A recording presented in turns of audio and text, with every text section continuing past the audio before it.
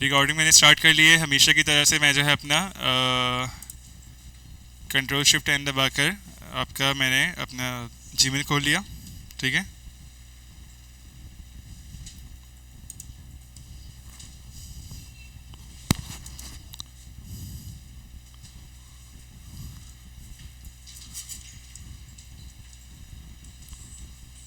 Gmail खोलने की वजह यह है कि मैं यहाँ पे आपको डॉग्स के भी ऊपर काम करवाऊंगा और वर्ड के ऊपर भी काम कराऊंगा कि किसी के पास डॉग्स है, किसी के पास वर्ड हैं। ठीक है, वरना मैं डायरेक्टली वर्ड खोल देता।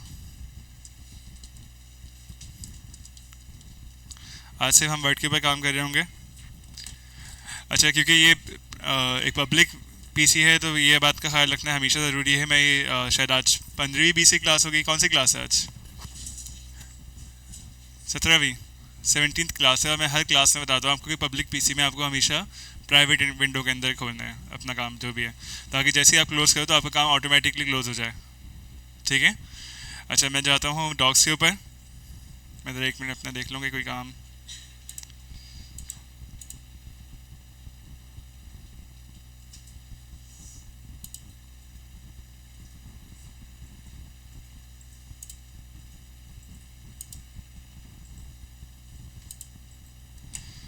अच्छा, आज वर्ड के अंदर हम 2 छोटी चीज़ें वर्ड सीखेंगे, 2 बड़ी चीज़ें सीखेंगे। ठीक है, नाम पहले बता दूंगा, उसके बाद फिर उससे काम बताऊंगा।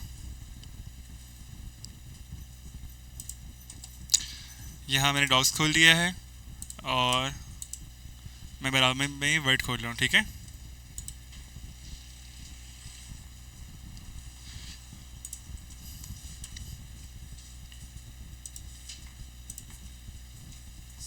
वालेकुम अस्सलाम।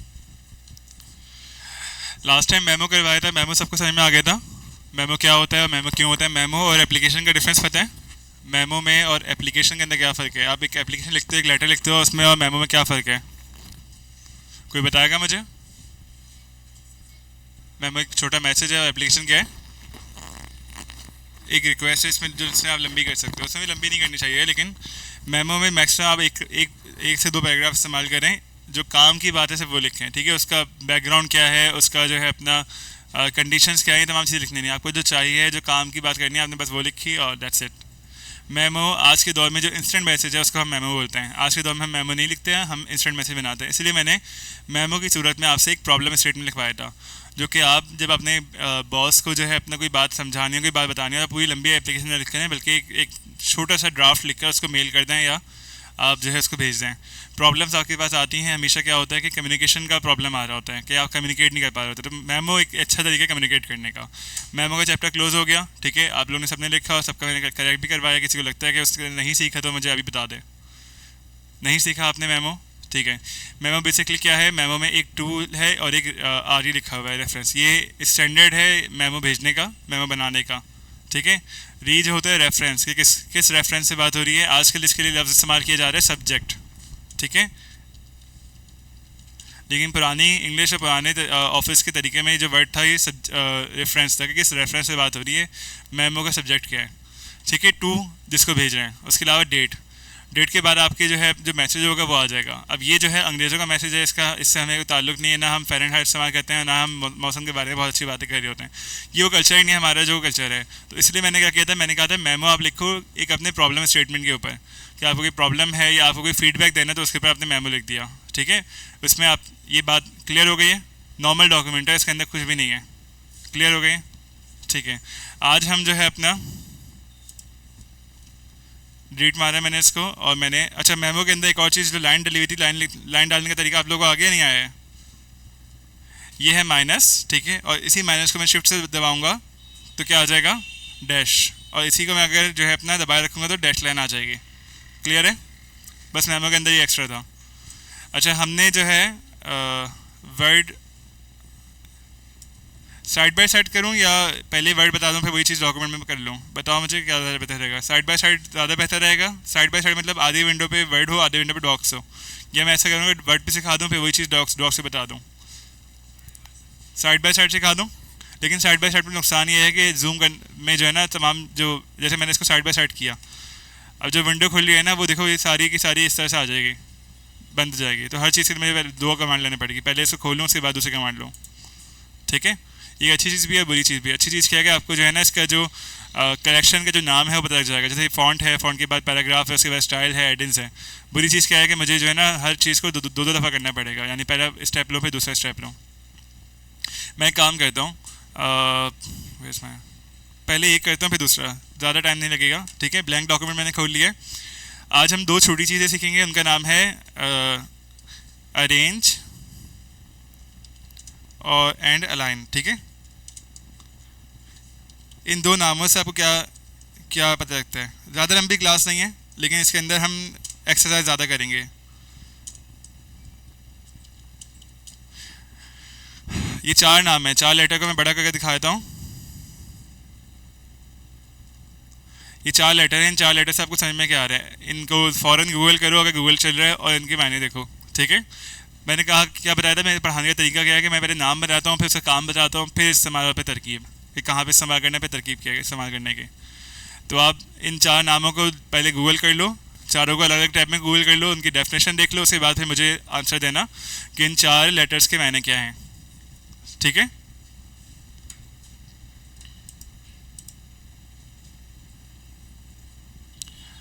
कौन बता रहे अरेंज कर? जैसे ही गूगल कर लो तो मुझे बताना शुरू कर दो, टाइम की ख्याल रखा करो। अस्सलाम वालेकुम, बैठो, काम शुरू करो, गूगल खोलो। क्या वो वाईफाई नहीं चल रहा? लगवा के आ जाएगा। अरेंज करना क्या होता है? अरेंज, मेरी कोशिश ये है कि मैं आपको डेमोस्ट्रेट करके आपको चीज़ें दिखा के समझाऊँ ताकि आपकी मेमोरी में चीज़ें रिटेन रहें, ठीक है। पुट थिंग्स इन नीट और अट्रैक्टिव वे और रिक्वायर्ड ऑर्डर, ठीक है। चीज़ों को इस तरह से रखना जिस तरह से रिक्वायर है, या एक सफाई साफ तरीके से रखना, ऑर्गेनाइज करना। ऑर्गेनाइज का सिनोनिम है अरेंज, ठीक है। अरेंज समझ में आ रहा है सबको, ठीक है। दूसरा वर्ड देखें, क्योंकि आपने देर कर ली इसलिए मैं खुद कर रहा हूँ। अलाइन, डबल एल इस्तेमाल कर रहा हूँ, एक एल है, चलो अच्छी बात है, मेरी स्पेलिंग करेक्ट भी हो गई। टू पुट टू और more things in a straight line. Align का मतलब ये होता है कि एक सीध में एक जगह पर अलाइन हो जाए, लाइन से ही अलाइन निकला है, ठीक है। अलाइन कर दो, हमने यही अलाइन कैनवा के ऊपर ही पढ़ा था, याद है, जिसमें हमने साइड से अलाइन किया था, टॉप से अलाइन किया था, ठीक है। अलाइनमेंट, व्हील अलाइनमेंट का सुना है, ठीक है। स्ट्रेट कर दो, एक लाइन में कर दो, तो अलाइन ये है, अलाइन, याद रखोगे। Arrange, align. और दो और लफ्ज़ हैं, एक का नाम है इंसर्ट, ठीक है। मीनिंग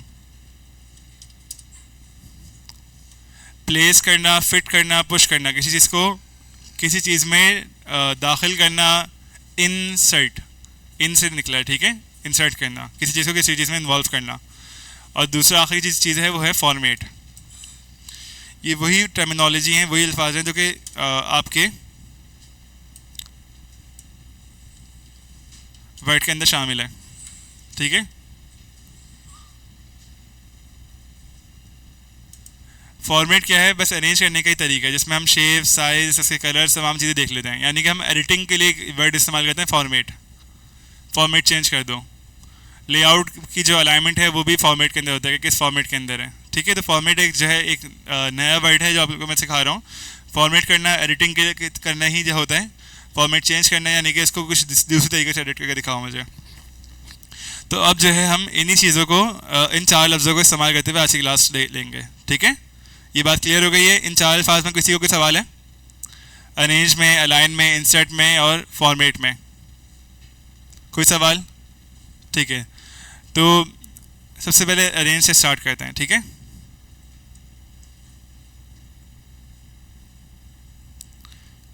इनको सिखाने के लिए छोटी छोटी कमांड्स हैं वो मैं करवा रहा हूँ, ठीक है।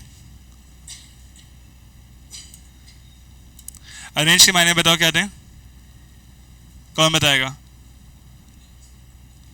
नहीं, यहाँ पे क्या इस्तेमाल होने वाला है? ऑर्गेनाइज करेंगे, ठीक है। टेक्स्ट का ऑर्गेनाइज करेंगे। अब देखो यहाँ ये दिख रहा है एक रूलर बना हुआ है। रूलर सब समझते हैं रूलर क्या चीज़ है? अब मैं काम करूँगा, देखो यहाँ पे ना एक लॉरेम इप्सम, ये ज़्यादातर ग्राफिक डिज़ाइन में इस्तेमाल होते हैं, ठीक है।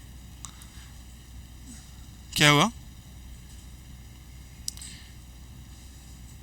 ये लॉरेम इप्सम जनरेटर, ठीक है।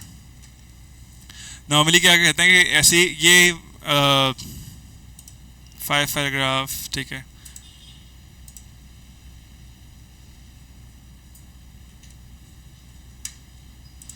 लॉरेम इप्सम एक जो है वो रैंडम अरेंज वो हैं, लेटर्स हैं जिनका कोई मतलब नहीं है, लेकिन हम सिर्फ सिर्फ जहाँ पे हमें फिल करना होता है, टेक्स्ट को अरेंज करना होता है, उस वक्त हम इस्तेमाल कर रहे होते हैं, ठीक है।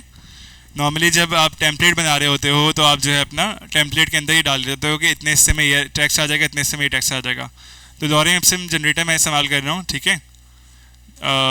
कंट्रोल, इसको पूरे को मुझे कॉपी करना है तो मैं सिंपली कॉपी करूँगा और अपने डॉक्यूमेंट के अंदर डाल दूँगा, ठीक है।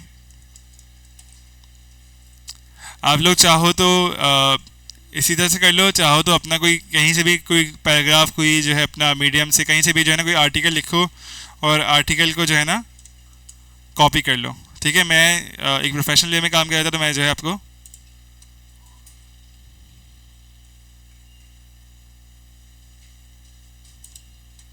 मैं यही काम जो है लॉरेम इप्सम की जगह मैं यहाँ से विकीपीडिया से कुछ भी उठाकर जो है ना यहाँ से उठाया मैंने और पूरे पैराग्राफ को मैंने जो है अपना कंट्रोल सी किया और वर्ड के ऊपर कंट्रोल वी कर दिया, ठीक है।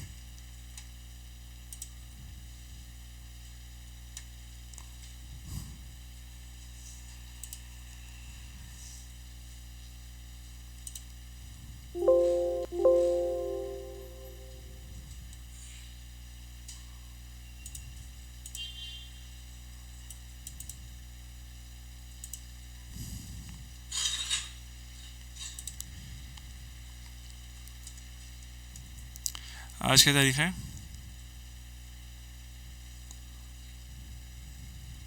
13/11/24।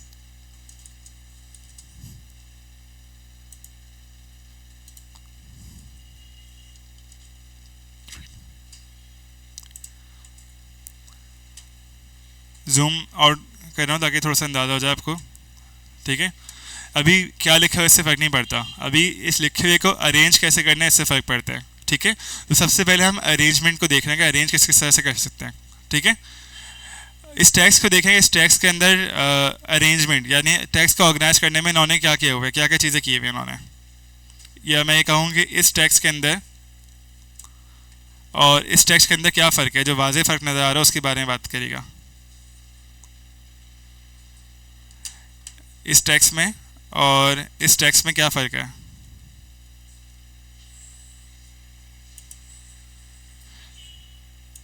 क्या फ़र्क है, अल्फाज में बताओ। पैराग्राफ के अंदर चीज़ों के अंदर क्या फ़र्क है, इसमें और उसमें क्या फ़र्क है। हेडिंग्स दी हुई हैं, पॉइंटर्स दी हुए हैं, दो इन्होंने चीज़ें, इसके अंदर हेडिंग्स हैं, इसके अंदर पॉइंटर्स हैं, और इसमें नहीं है, हेडिंग और पॉइंटर नहीं है, ठीक है। और चीज़, और क्या चीज़ है, और कोई बात है। हेडिंग आ गई, पॉइंटर आ गया, इसमें कलर्स डिफरेंट डिफरेंट जो है, जो लिंक्स हैं उनको लिंक किया हुआ है, इसको बोलते हैं हाइपर लिंक, बनाना सिखा दूंगा ये भी ना। और कोई चीज़ है, और कोई चीज़ दिख रही है इसमें डिफरेंस। एक अरेंज नहीं, अरेंज तो दोनों ही हुए हैं लेकिन अरेंजमेंट का तरीका डिफरेंट है, ठीक है। अच्छा, अगर मुझे कोई चीज़ पढ़नी हो, यानी मुझे अगर फ़र्ज़ करो कि मुझे कोई किताब पढ़नी हो, तो कौन सा फॉर्मेट, कौन सा अरेंजमेंट ज़्यादा बेहतर होगा। किताब है, नॉवल पढ़ रहा हूँ, ठीक है। तुम लोगों के सामने लेफ़्ट राइट कौन सा होगा, ठीक है। राइट वाला, लेफ़्ट वाला या राइट वाला, अगर नॉवल पढ़ रहा हूँ तो लेफ़्ट वाला, ठीक है। और अगर मैं जो है अपना कोई आर्टिकल, कोई चीज़ ऐसी पढ़ रहा हूँ जो इन्फॉर्मेटिव हो, तो कौन सी चीज़ ज़्यादा बेहतर होगी, राइट वाला। क्यों कहा ये बात, आप लोगों ने क्या सोच के कही ये बात, इसके पीछे कोई आपका जहन होगा ना, आपने शायद नॉवल पढ़े होंगे या आपने देखा होगा, तो थोड़ा सा समझाओगे कि ये बात आप लोगों ने खुद कहीं क्यों कही है। करण, तुम्हारी क्लास में एंगेजमेंट थोड़ी कम है, तो तुम थोड़ा सा आज ये जगह ये खुल रहा है पीछे, कौन बैठा है यहाँ पे, साथ बैठा हुआ है तुम, अच्छा साथ आता है, साथ में पीछे कर दूंगा, मसला नहीं है। करण तुम आगे आ जाओ, ठीक है, एक दिन के लिए, क्योंकि मैं चाह रहा हूँ कि क्लास में एंगेज रहो, तुम आगे आ जाओ, ठीक है। क्लास में परफॉर्म करना है, क्लास की परफॉर्मेंस के भी जो है आपके मार्क्स हैं, ठीक है। जैसे मैं देखो ये बच्चा पीछे बैठता था, मैंने आज इसको आगे किया है। अब्दुल वहाब पे मेरी बहुत नज़र है, इसको किसी न किसी दिन मैं आगे करने वाला हूँ और उसे काम चेक करने वाला हूँ।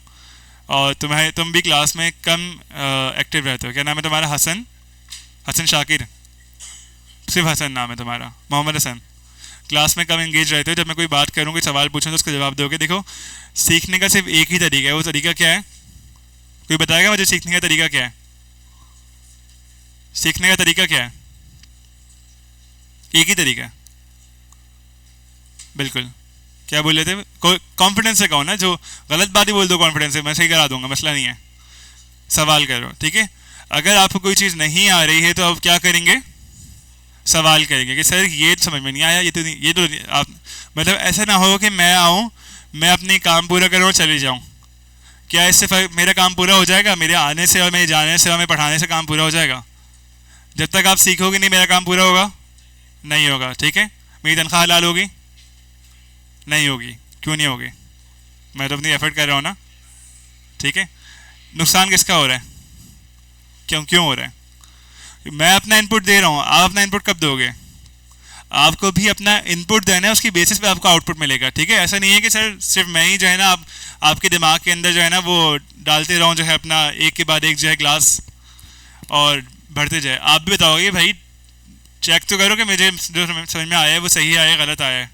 तो फीडबैक इज़ मोर इम्पॉर्टेंट, ठीक है। किसी भी कम्युनिकेशन में आपका जो फीडबैक आएगा, आपका सवाल आएगा, जो बात मैं कह रहा हूँ मैं आपसे पूछ भी रहा हूँ, तो मैंने फिर से आपसे बात पूछी है, तो मैं ये बात आपसे पूछूंगा करण, और फिर आपसे ही पूछूंगा क्या नाम है, हसन, दोनों का नाम लेकर पूछ रहा हूँ। करण मुझे बताओ कि नॉवेल के लिए कौन सी अरेंजमेंट, ये टेक्स्ट की अरेंजमेंट है, टेक्स्ट की समझ लो कि टेक्स्ट को मैंने अरेंज किया है दो तरीके से। नॉवेल के लिए, नॉवेल पढ़ें कभी ज़िंदगी में? नॉवेल किताब, कोई भी किताब पढ़ी है, ठीक है। टेक्स्ट बुक पढ़ी है आपने, ठीक है। अच्छा, दो तरीके के कंटेंट है, कंटेंट के मायने समझ में आते हैं, कंटेंट क्या होता है, ठीक है।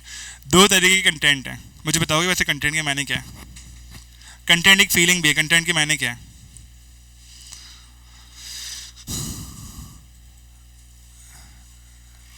तुम बताओ हसन, कंटेंट के मायने।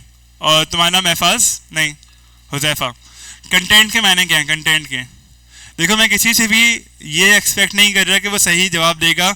मुझे पता है, मैं आपके जहाँ पे आप बैठे हो वहाँ पे मैं भी एक दिन बैठा था, ठीक है, और ज़्यादा पुरानी बात नहीं है।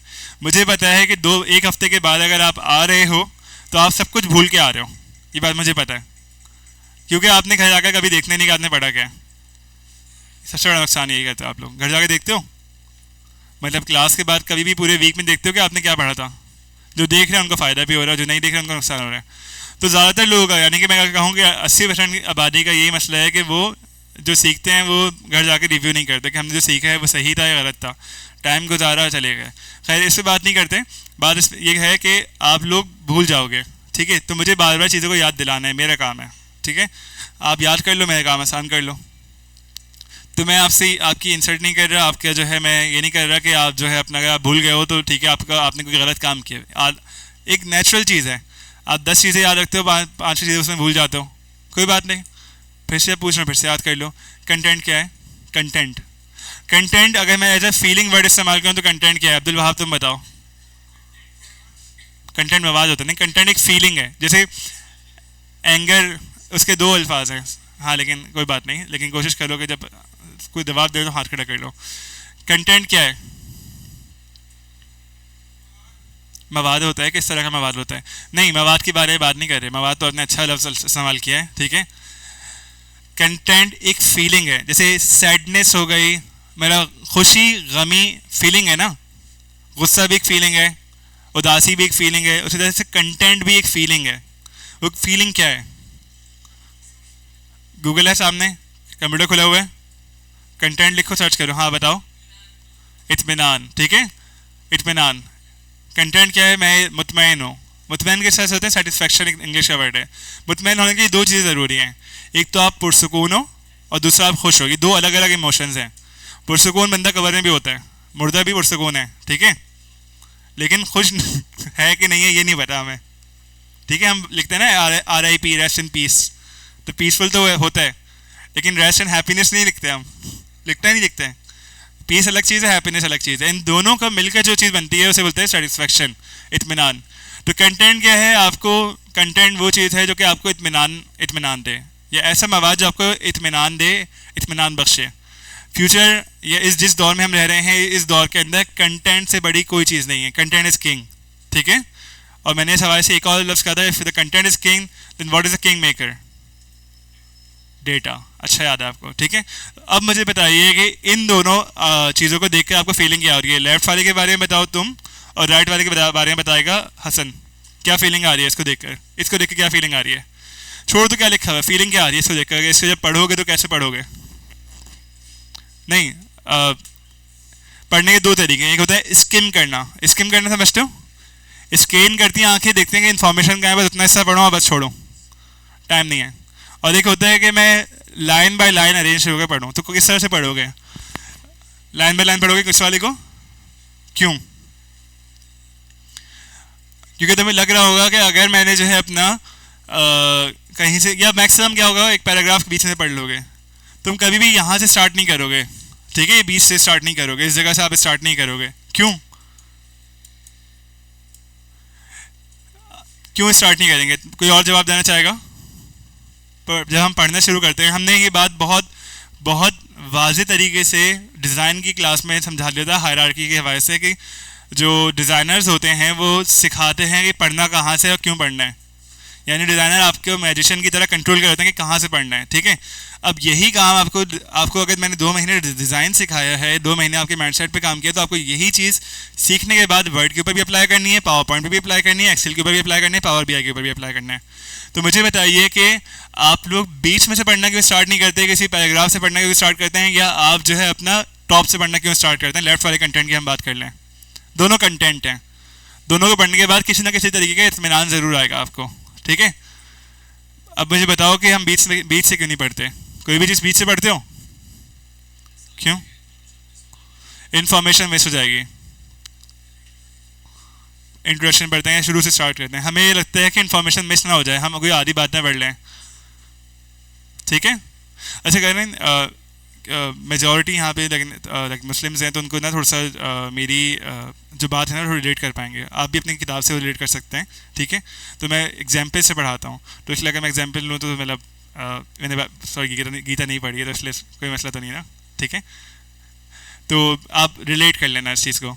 हम लोग अक्सर क्या करते हैं कि जब हम कम्युनिकेट कर रहे होते हैं, तो अक्सर क्या करते हैं कि हम आधी बात कर रहे होते हैं। हम जब भी अपना पॉइंट ऑफ व्यू जो है किसी को समझाना बताना चाह रहे हैं, तो हम कोई हदीस लेंगे, उसका आधा हिस्सा जो है ना, एक हिस्सा जो है लेंगे और अगले बंदे को चिपका दिया। कुरान शरीफ की आयत लेंगे, आधा हिस्सा लेंगे, चिपका दिया, ठीक है? पूरी बात नहीं पढ़ते। नॉर्मल किताब के अंदर हम ये गलती नहीं कर रहे कि हम बोलते हैं कि नहीं हम शुरू से पढ़ें, ताकि हमें इन्फॉर्मेशन जो असल इन्फॉर्मेशन है कि पिछला पैराग्राफ क्या था, अगला पैराग्राफ क्या था, हम ये समझें कि किस कॉन्टेक्स्ट में, किस एनालॉजी के अंदर बात हो रही है, किस ऑर्डर के अंदर बात हो रही है, किस अरेंजमेंट के अंदर बात हो रही है, किस सेटिंग के अंदर बात हो रही है। हम नॉर्मल किताब में ही पढ़ते हैं, समझते हैं, लेकिन जब हम रिलीजियस बुक्स के बारे में बात करते हैं, तो रिलीजियस बुक्स में हम देखते हैं कि हमारा अपना नरेटिव या हमारा अपनी जो नीयत है, जब हम कहना चाह रहे हैं, उसके लिए सपोर्टिंग टेक्स्ट कितना है, बस उतना सा उठाते हैं। 2 लफ्ज़ यहाँ से उठा लूँगा, ठीक है, दैट्स इट, बस मेरी बात पूरी हो रही है। नमाज के करीब मत जाओ, आगे ये नहीं दिख रहा कि लिखा हुआ है कि जब तुम नशे में हो, कुरान में लिखा हुआ है नमाज के करीब मत जाओ, ठीक है? लिखा हुआ है ना, सबने पढ़ा नमाज के करीब मत जाओ, ठीक है? आगे क्या लिखा हुआ है? जब तुम नशे में आ। अगर आधी बातें कोट कर लो तो क्या होगा? गलत इन्फॉर्मेशन। मैंने इसी की एग्जाम्पल ली थी। अच्छा, ये एक चीज़ हो गई। अरेंजमेंट के अंदर कॉमास, फुल स्टॉप, ठीक है, और इस तरह के कुछ एलिमेंट्स हैं जो ग्रामर के एलिमेंट्स हैं, वो भी इस्तेमाल होते हैं। मैंने इसकी एग्जांपल दी थी कि मैंने यहाँ लिखा था, टाइटल बना के लिख रहा हूँ। आज मैंने बात की थी कि क्लास के अंदर हम सिर्फ 4 लफ्ज़ सीखेंगे, ठीक है? इन्हीं 4 लफ्ज़ के गिर्द हमारी पूरी क्लास घूमेगी, और आप लोग टूल भी सीख जाओगे और स्किल भी इंशाल्लाह ताला। तो टाइटल बना के लिखना ताकि नज़र आ जाए, रोको मत जाने दो। क्या समझ में आ रहा है? क्या मैं रुकने की बात कर रहा हूँ या जाने की बात कर रहा हूँ? कितने लोग कह रहे हैं कि रोकने की बात कर रहा हूँ मैं? रोको मत जाने दो, रोको मत जाने दो, मत रोको जाने दो। नहीं, मत रोको नहीं, मैंने लिखा है रोको मत, ठीक है? अब मैं क्या करता हूँ, कॉमे की अरेंजमेंट, सिर्फ अरेंजमेंट, कॉमे की अरेंजमेंट, ठीक है? वालेकुम सलाम, आप बहुत लेट हो गए। नेक्स्ट टाइम से कोई लेट आएगा तो उसे 10 मिनट और लेट होना पड़ेगा, उसकी सज़ा है, क्लास से बाहर रुके। अब मैंने यहाँ पे एक कॉमा डाल दिया, मीनिंग क्लियर हो गई है? मीनिंग क्लियर हो गई है? ठीक है। और मैं इस कॉमे को हटा दूं,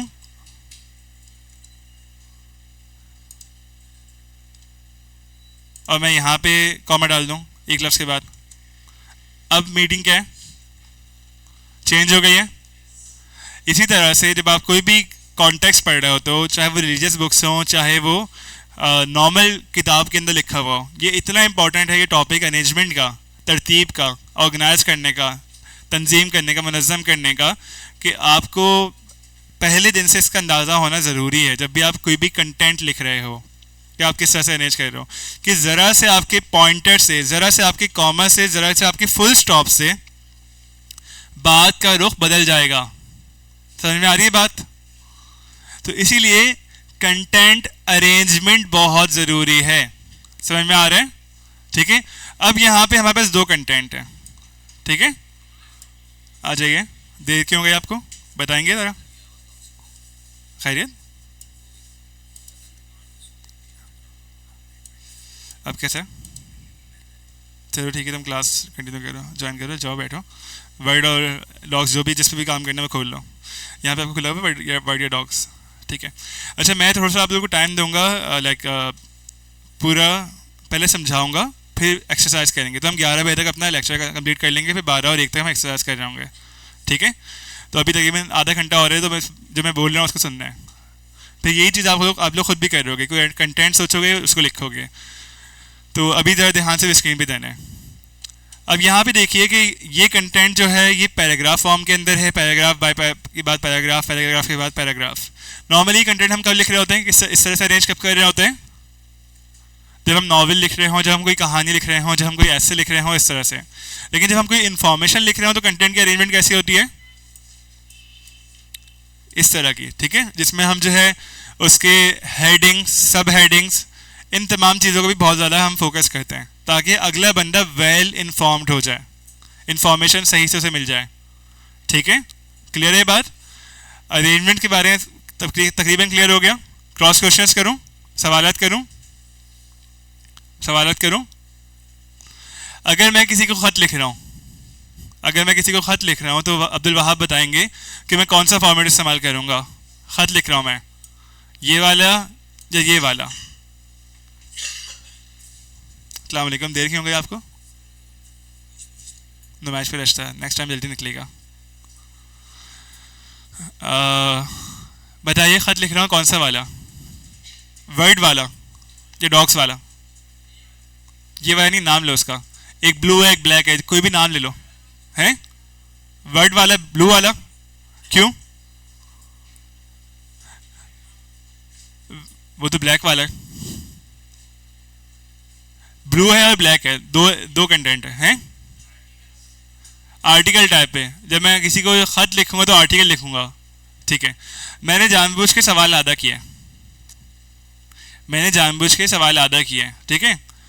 सवाल मैंने फिर से बता दूं, सवाल जो है आपका आधा इल्म है। सवाल जो है आपकी जो है अपना सीखने का तरीका है। क्वेश्चन जो है बहुत इंपॉर्टेंट है, और वाई के क्वेश्चन सबसे ज़्यादा इंपॉर्टेंट है। क्वेश्चन करने के बहुत 2-4 तरीके होते हैं, व्हाट, व्हेन, वाई, हाउ, ठीक है? ये कुछ तरीके हैं ना जिससे हम क्वेश्चन करते हैं, सवाल करते हैं। सवाल करने में सबसे इंपॉर्टेंट वाई है कि क्यों, ठीक है? और सवाल को भी आप जो है पहले एनालाइज करते हैं कि क्या ये सवाल कंप्लीट है कि नहीं है। इस सवाल में मिसिंग एलिमेंट क्या है बताओ? क्या ख़त एक ही तरह से लिखा जाता है? क्या एक ही बंदे को लिखा जाता है?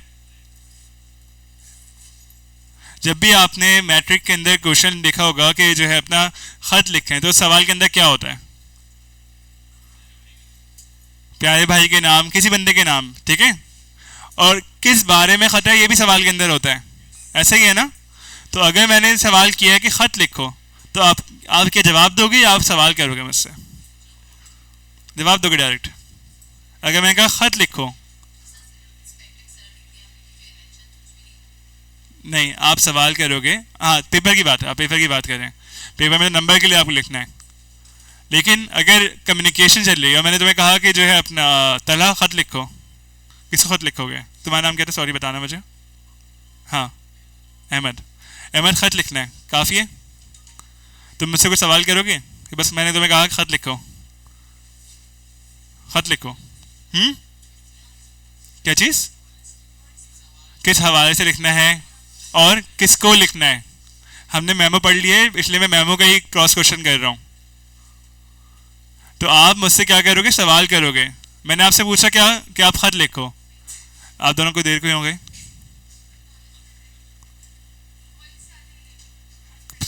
अच्छा ठीक है ठीक है, सुबह सुबह हो भी क्या? ज़बरदस्त, माशाल्लाह, अच्छी बात है। और शहर आपको देर क्यों हुई है? हैं? ठीक है, कोशिश कर लेंगे अपने मामला को। मैं 10 बजे क्लास स्टार्ट कर दूंगा। देखो मैं एक के लिए वेट नहीं कर सकता। मुझे लेट हो जाए तो मैं भी अपना रीज़न दे दूंगा। ऐसा नहीं है, जितना जितना आप लोग जो है अपना लायबिल हो उतना मैं भी लायबिल हूँ। मैं भी आपको जवाब दूँगा कि अगर मैं लेट आ रहा हूँ तो मैं क्यों आ रहा हूँ। ठीक है, तो आपको भी जवाब देना आना चाहिए। खैर, और वैलिड रीज़न होना चाहिए। अगर ऐसी चीज़ हो कि जो कंट्रोलेबल नहीं है तो फिर ये बहुत बड़ा है। जिम की टाइमिंग थोड़ी जल्दी कर लो। उसके बाद घर के थोड़ा जल्दी उठ जाओ, मैनेज करो, हो जाएगा। 10 बजे बहुत बहुत आगे टाइम है। मतलब आप 6 बजे फजर में उठ गए हो, ठीक है। उसके बाद 6 के बाद 10 में 4 घंटे हैं। ठीक है, अरेंज करो। क्या ये ऐसा प्रॉब्लम है कि जो सॉल्व नहीं हो सकता? कितने लोग मानते हैं कि प्रॉब्लम सॉल्वेबल नहीं है? नहीं है? कोशिश कर सकती हो। कोशिश करो 10 मिनट जल्दी हो जाए, फिर 5 मिनट जल्दी हो जाए, करते करते आधे घंटे की बात है तो आधे घंटे सिर्फ लेट हो रही हो। आधा घंटा मैं सिर्फ कह रहा हूँ अपने अपने अपने कामों को आधा आधा घंटा जो है ना चीज़ों को मैनेज करना शुरू कर दो। जो गैर ज़रूरी चीज़ें हैं उनको मैनेज कर दो। अगर तुम 10 काम करती हो, ठीक है, या तुम 6 काम करती हो, तो हर काम में से 5 5 मिनट मैनेज कर दो। आधा घंटा हो गया मैनेज। ठीक है, जिम में अगर 60 मिनट दे रही हो तो 55 मिनट दो। ठीक है, खाना, ठीक है। उन सब चीज़ों में जो चीज़ माइनस मैंने बताया था ना, फिक्स और वेरिएबल, फिक्स और वेरिएबल का बताया था। जो चीज़ फिक्स है वो फिक्स है, जो चीज़ वेरिएबल है कंट्रोलेबल है उसको आप कंट्रोल कर सकते हो। ठीक है, तो आपको तमाम एक्टिविटीज़ में ज़रा ज़रा सा टाइम को मिनिमाइज कर लो या पहले ख़त्म कर लो तो खुद ब खुद जो है ये आधा घंटा मिनिमाइज हो जाएगा। एक दिन होगा तुम जो है 10-25 पे आओगी, एक दिन होगा तुम 10-20 पे आओगी। नहीं पॉसिबल है ये चीज़। अभी हम तकरीबन 7 महीने साथ हैं, 7 से 8 महीने, देखो कितने तेज़ी से टाइम गुजर रहा है। तो पॉस हैं, स्लो गुजर रहा है, मुझे लग रहा है बहुत तेज़ी से गुजर रहा है। तो तुम लोग बहुत सारी चीज़ें, ऐसा ऐसा। आज हमने जो डिस्कस कर लिया बता देता हूँ क्योंकि आप लेट आई हैं। हम 4 अल्फाजों के बारे में बात करेंगे, अरेंज, अलाइन, इंसर्ट और फॉर्मेट। पहले हमने इन अल्फाजों को समझा कि अल्फाज क्या हैं, और अब हम इसकी प्रैक्टिकल एग्जाम्पल देख रहे हैं। मेरे बढ़ाने का तरीका क्या है, मैं क्या करता हूँ, सबसे पहले क्या बताता हूँ, सबसे पहले मैं क्या बताता हूँ, सबसे पहले नाम बताता हूँ, उसके बाद काम, उसके बाद इस्तेमाल, और उसके बाद तरकीब। ठीक है, नुकात, नून अलीफ, नून काफ अलीफ थे। कायद आजम के 14 नुकात पढ़े थे आपने, उसी से याद कर लो, नुकात के जरिए पढ़ाता हूँ मैं। तो मैं नाम आप लोग आने से पहले बता चुके हैं। ठीक है, तो अब जब हम इसका काम देख रहे होंगे तब शायद नाम के बारे में ज़्यादा पता लग जाएगा आपको। ठीक है, काम और इस्तेमाल हम देख रहे होंगे। ठीक है, तो हम बात कर रहे थे किस हवाले से, बातें अगर कम, क्या हुआ, कोई बात करनी है, किसी और को कोई बात करनी है? क्योंकि देखो टाइम कम होता है, तुम लोग बातों में अगर लगोगे तो फिर टाइम निकल जाएगा। प्रैक्टिकल प्रैक्टिकल वर्क करना है। अभी ये तमाम चीज़ें जो मैंने बनाए हुए ना स्क्रीन के ऊपर, ये तमाम चीज़ें आपको बनानी है। ये एक काम करो, 5 मिनट दे रहा हूँ, 40 पे स्टार्ट करूँगा। वर्ड खोल लो, 2 वर्ड की फाइल खोल लो, या तो आप जो है अपना डॉक्स की 2 फाइल खोल लो और इस तरह से अरेंज कर दो। ये टेक्स्ट मैंने कहाँ से लिया है? एक टेक्स्ट मैंने लिया है विकीपीडिया से, और एक टेक्स्ट मैंने लिया है लॉरेन एप्सम से जनरेट किया है। ये लॉरेन एप्सम की वेबसाइट है।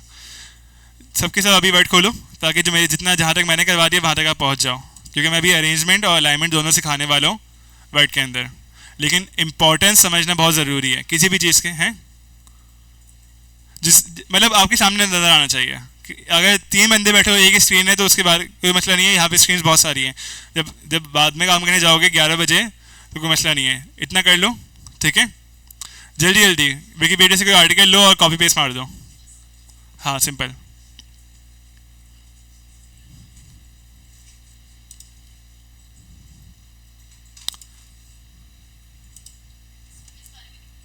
कोई भी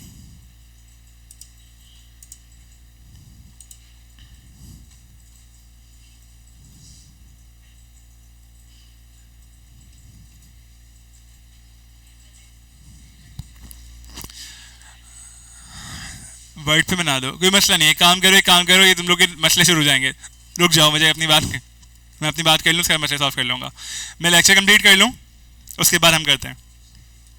तब तमाम लोगों का ध्यान इस तरफ हो जो मैं बात कर रहा हूँ, ठीक है। अपनी स्क्रीन पे ध्यान नहीं होना चाहिए, चाहो तो बंद कर दो, मतलब बंद करने का मतलब ये है कि पीसी बंद नहीं करो, बस यहाँ से बंद कर दो, ठीक है। हमने बात की है कि दो तरह के कंटेंट है, हमने बात ये की है कि कंटेंट के अंदर अरेंजमेंट की इंपॉर्टेंस क्या है, ठीक है, ये बात की है हमने। और हमने बात की है कि किसी भी कंटेंट को हम जो है पढ़ते किस तरह से, ऊपर से पढ़ना शुरू करते हैं, नीचे से पढ़ना शुरू करते हैं, बीच से पढ़ना शुरू करते हैं। हमने कंटेंट को गलत पढ़ने के नुकसान देखे हैं। क्या नुकसान थे? कॉमा अगर आगे पीछे लग जाते हैं तो मीनिंग चेंज हो जाती है, ठीक है। बात अगर आप बीच से पढ़ो तो आप पिछली और अगली बात नहीं पढ़ते हो तो क्या होता है, इवन कुरान शरीफ के अंदर भी आप एक आयत पढ़ो, एक हिस्सा पढ़ो, अगला हिस्सा पिछला हिस्सा नहीं पढ़ो तो आपको जो है कुछ और मायने होंगे। कुरान शरीफ की आयत है कि इसी से लोग हिदायत पाते हैं, इसी से गुमराह होते हैं। क्यों? क्योंकि वो अपने मतलब की बात करते हैं, उनकी इंटेंशन गलत होती है, उनकी इंटेंशन मतलब होती है, हिदायत नहीं होती। तो जब मतलब के जाओगे मतलब मिलेगा, हिदायत के जाओगे हिदायत मिलेगी। खैर, कंटेंट की हम बात करें, दो तरह के कंटेंट अरेंजमेंट है। नंबर वन, दिस वे, कि हमने क्या किया हुआ है कि इसके अंदर कोई जो है ना डिस्ट्रैक्शन नहीं है। इस कंटेंट के अंदर खास बात क्या है, इस कंटेंट में नो डिस्ट्रैक्शन, सीधे सीधे जाओ, टाइम निकालो, कंटेंट पढ़ना शुरू करो, शुरू से आखिर तक आप बगैर डिस्ट्रैक्शन के, बगैर एक ही तरह के अलाइनमेंट है। अलाइनमेंट कहते हैं कि, या अरेंजमेंट कहते हैं कि आपने जो है अपना किस तरह से टेक्स्ट को अरेंज किया हुआ है। एक ही तरह की अरेंजमेंट है, पैराग्राफ है, एक पैराग्राफ में बात कंप्लीट हुई, फिर दूसरा पैराग्राफ उसके अंदर बात कंप्लीट हुई, तीसरा पैराग्राफ उसके अंदर बात कंप्लीट हुई, दैट्स इट। ये स्टाइल है किस चीज़ का? जब हम कोई बात, कोई चीज़ एक्सप्रेस कर रहे हो, जब हम कोई फीलिंग एक्सप्रेस कर रहे हो, किसी बात को एक्सप्रेस कर रहे हो, हम चाहते हैं इमोशन, अगला बंदा, मैंने INFP सॉरी मैंने आपसे जो है पर्सनैलिटी टेस्ट करवाया था, ठीक है, सबको अपने पर्सनैलिटी टेस्ट याद है, अपने नाम, आपका क्या है, असाइनमेंट था, आप एक्सट्रोवर्ट सिर्फ पूरा था ना, INFP, ENFP, ENFJ, तो ESTP, तो ये सारे तुम्हारे हैं। किसने पर्सनैलिटी टेस्ट नहीं किया? आपने किया? क्यों नहीं किया? अपने बारे में नहीं पढ़ोगे तो मैं तुम्हारे बारे, जब तुम्हें अपने बारे में नहीं पता तो दुनिया के बारे में क्या पढ़ोगे? अंदर पता ही नहीं है, बाहर सीखना सब कुछ, के अंदर क्या है पता ही नहीं है। सच बता था, सच ही तो जानना है। तुम यहाँ झूठ जानने आए हो? नहीं, मेरे लिए भी कड़वा है, अगर आपके लिए कड़वा है तो मेरे लिए भी कड़वा है, ठीक है, लेकिन हकीकत पता लग जाती है। आप एक टेस्ट देते हो, टेस्ट से आपकी पर्सनैलिटी के बारे में पता लग जाता है कि आप कैसे हो। इसमें ये नहीं लिखा कि आप सच्चे हो झूठे हो, इसमें बस ये लिखा है कि आप दिमाग ज़्यादा इस्तेमाल करते हो, दिल ज़्यादा इस्तेमाल करते हो, यानी आप थिंकर हो या फीलर हो, ठीक है। इसमें ये लिखा हुआ है कि आप जो है अपना लोगों के साथ घुलना मिलना ज़्यादा पसंद करते हो या अकेले रहना पसंद करते हो, ठीक है। इसमें ये लिखा हुआ है कि आप लोगों को जज करते हो या लोगों को जो है अपना सुनना समझना चाहते हो, ठीक है। इसमें ये लिखा हुआ है कि आप बता दिया था मैंने, 3 से 4 चीज़ें होती हैं। टर्बुलेंट यानी कि आप पीसफुल रहते हो या आप थोड़ा सा डिस्टर्ब रहते हो, ये आपकी पर्सनैलिटी के हिसाब से बहुत ज़्यादा है। तो उसको अगर इफ़ ही इज़ ए मुस्लिम तो उसे जो है अपना नमाज़ पढ़नी चाहिए, अगर इफ़ इज़ नॉट मुस्लिम उससे मेडिटेट करना चाहिए, नमाज में ज़्यादा टाइम लगाना चाहिए, सजदों में ज़्यादा टाइम लगाना चाहिए, टर्बुलेंस ख़त्म हो जाती है सीरियसली। वरना क्या करो कि तर्जवी लो, दूसरी पढ़ने लग जाओ, सारे कामों से डिस्ट्रैक्शन से निकलोगे तो टर्बुलेंस ख़त्म हो जाएगी। इंट्यूटिव कहते हैं, मैं बहुत ज़्यादा इंट्यूटिव हूँ, लाइक मेरा 98% इंट्यूटिव है। इंट्यूटिव वो होते हैं जो कि अच्छे नहीं होते। अच्छा, इंट्यूटिव के अलावा जो दूसरा लिखा हुआ वो क्या था? इंट्यूटिव का बिल्कुल डिफरेंट लेफ्ट क्या है, लेफ्ट या राइट पे? ऑब्जर्वेंट। 2 तरह के लोग होते हैं, एक होते हैं कि जो अपनी इंट्यूशन यानी कि जो वो फील, इंट्यूशन जो है ना, मशीन कभी भी इंट्यूट नहीं कर सकती, दुनिया की कोई भी मशीन कभी भी इंट्यूट नहीं कर सकती, मशीन कितनी स्मार्ट हो जाए, लेकिन इंट्यूट कहते हैं कि इल्हाम, इल्का, इल्म लदुन्नी, या कोई ऐसी नॉलेज या कोई ऐसी सिक्स सेंस को बोलते हैं इंट्यूट ना, सिक्स सेंस, ठीक है।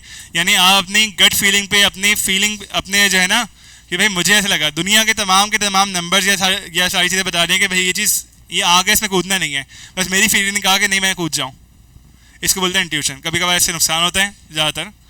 ऑब्जर्वेशन क्या होती है? इसके उल्टी चीज़। ऑब्जर्वेशन ये होती है कि आप डेटा को एनालाइज करो और आप देखो कि भाई चेक करो मैं कि गर्म है ठंडा है, ऑब्जर्व करो, उसके बाद जो है फैसला करो। इंट्यूट क्या होता है? वो like they are crazy people, वो बस सोचते हैं कि बस ये सही है, वो अपने ऊपर इतना सेल्फ स्टीम सेल्फ एक्सपेक्टेशन इतनी हाई होती है कि बस वो क्या गुजरते हैं। मैं 98 हूँ। ठीक है, तो अच्छी चीज़ नहीं है, अच्छी चीज़ नहीं है। देखो सबसे बेहतर रिजल्ट अगर आप मुझसे पूछे सबसे बेहतर रिजल्ट क्या हो सकता है, सबसे बेहतर रिजल्ट है कि आप बैलेंस हो। मतलब यहाँ पे मैं भी बैलेंस नहीं हूँ, मैं अपने अपने आप को जो है क्या कर रहा हूँ, अपने बारे में बता रहा हूँ। यानी मैं मेरी इंट्यूशन हाई है और मुझे पता है कि ये नुकसानदेह है। क्यों? एक चीज़ हाई होगी तो दूसरी चीज़ लो होगी। समझ में आ रही है बात? अगर आपकी एक चीज़ हाई होगी तो दूसरी चीज़ आपकी लो होगी। तो अगर आप बैलेंस में हो तो क्या होगा, आप ऑब्जर्वेंट भी हो, जहाँ पे ज़रूरत है ऑब्जर्वेशन की वहाँ पे आप ऑब्जर्व कर रहे हो, जहाँ पे ज़रूरत है इंट्यूशन की वहाँ पे आप इंट्यूट कर रहे हो। कुछ मायनों में like if you are religious person तो आप कहा जाता है कि नहीं आपकी इंट्यूशन हाईएस्ट हो, लेकिन एज अ रैशनल पर्सन जो आप लाइक एज अ ह्यूमन आप बात की जाए, as a team player team worker, तो आप जो है ना अपना ऑब्जर्वेशन भी बहुत इंपॉर्टेंट है। ठीक है, तो ये तमाम बातों पे से हम बाद में बात निकलेंगे। अभी इस बात को रिका करने का मतलब ये था कि जो बंदे फीलिंग पे ज़्यादा, क्योंकि देखें कंटेंट जब भी आप डिज़ाइन करते हो, जब भी आप अरेंज करते हो, तो आप देखते हो कि पढ़ने वाला कौन है, आप किसके लिए कंटेंट बना रहे हो। ठीक है, यानी मैंने आपसे बात की थी कि मैं आपको टूल नहीं स्किल सिखा रहा हूँ। अगर मैं टूल सिखाऊँ तो वर्ड के सारे तमाम की तमाम चीज़ें सिखाऊँ और आप एक्सपर्ट बन जाए।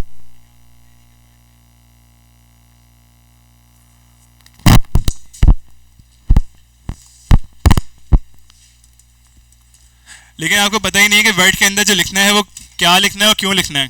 जब आपके ये इन सवालों के जवाब नहीं होंगे आपके पास तो आप सीखने के बाद भी भूल जाएंगे। ठीक है, अक्सर लोग क्या होते हैं कि वो स्किल सीखते हैं, ट्रेन हो जाते हैं, बेहतरीन ट्रेन हो जाते हैं, लेकिन टाइम के साथ साथ उसकी प्रैक्टिस ना करने से भूल जाते हैं। क्यों? उनके पास वजह ही नहीं होती कि हम प्रैक्टिस क्यों करें।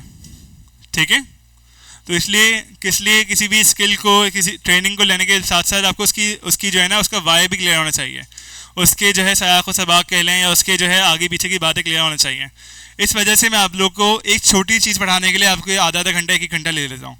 हालांकि बहुत सिंपल चीज़ है, मैं आपको जो है ये 4 अल्फाज है, मैं 4 चीज़ें सिखाऊँ और आप बोलेंगे कितना मज़ा आ रहा है, आपका जो है वो लाइक कोई अच्छा अचीवमेंट होगी तो आपको खुद ब खुद एक हैप्पीनेस फील होगी। ठीक है, लेकिन मैं बोर कर रहा हूँ आपको।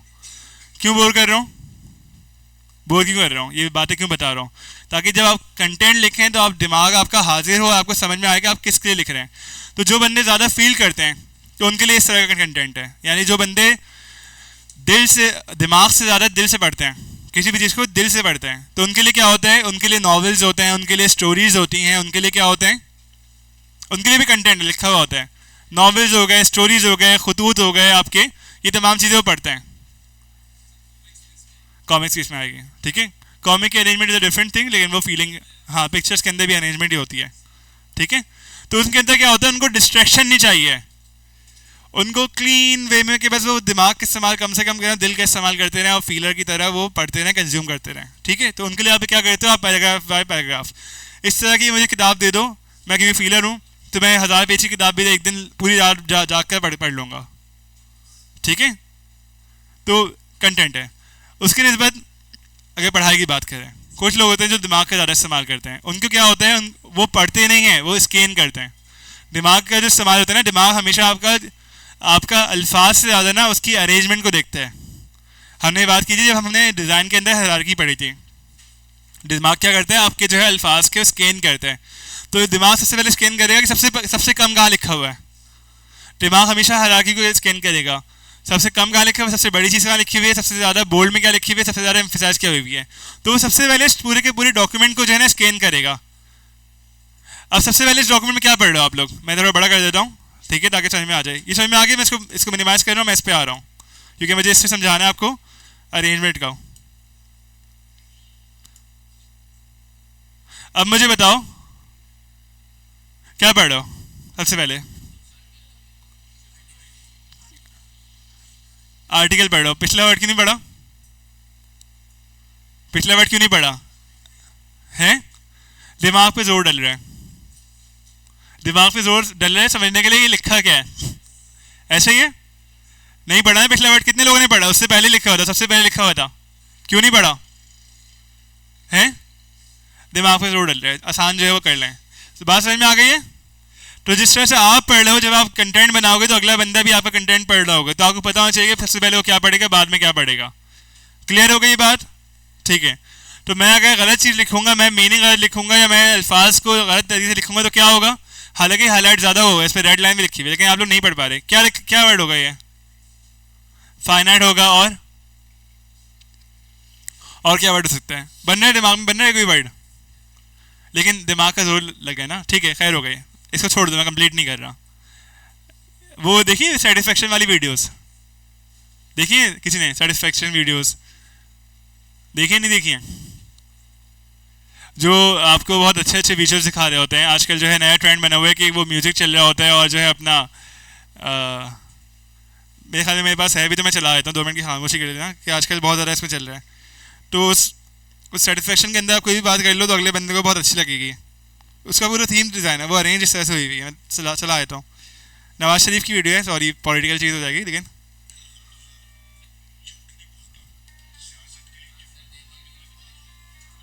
म्यूजिक दिख रहा हो पीछे का? वाइब भी चेंज कर रहा है। वाइब के बारे में हमने बहुत डिस्कस किया है। तो मैंने जानबूझ के यहाँ पे डिससेटिस्फेक्शन क्रिएट किया है ताकि आप अपने दिमाग को समझो कि जब आप एज अ रीडर हो तो आप किस तरह से जो है बिहेव कर रहे हो, ताकि आप जब एज अ राइटर हो तो आपको किस तरह से बिहेव करना है। Word is all about writing documents. तो आपको जितना ज़्यादा बेहतर तरीके से समझ में आएगा कि हमें अपने ऑडियंस को, अपने टारगेट ऑडियंस कौन है, उसके लिए क्या लिखना है, तो ज़्यादा बेहतर हो जाएगा।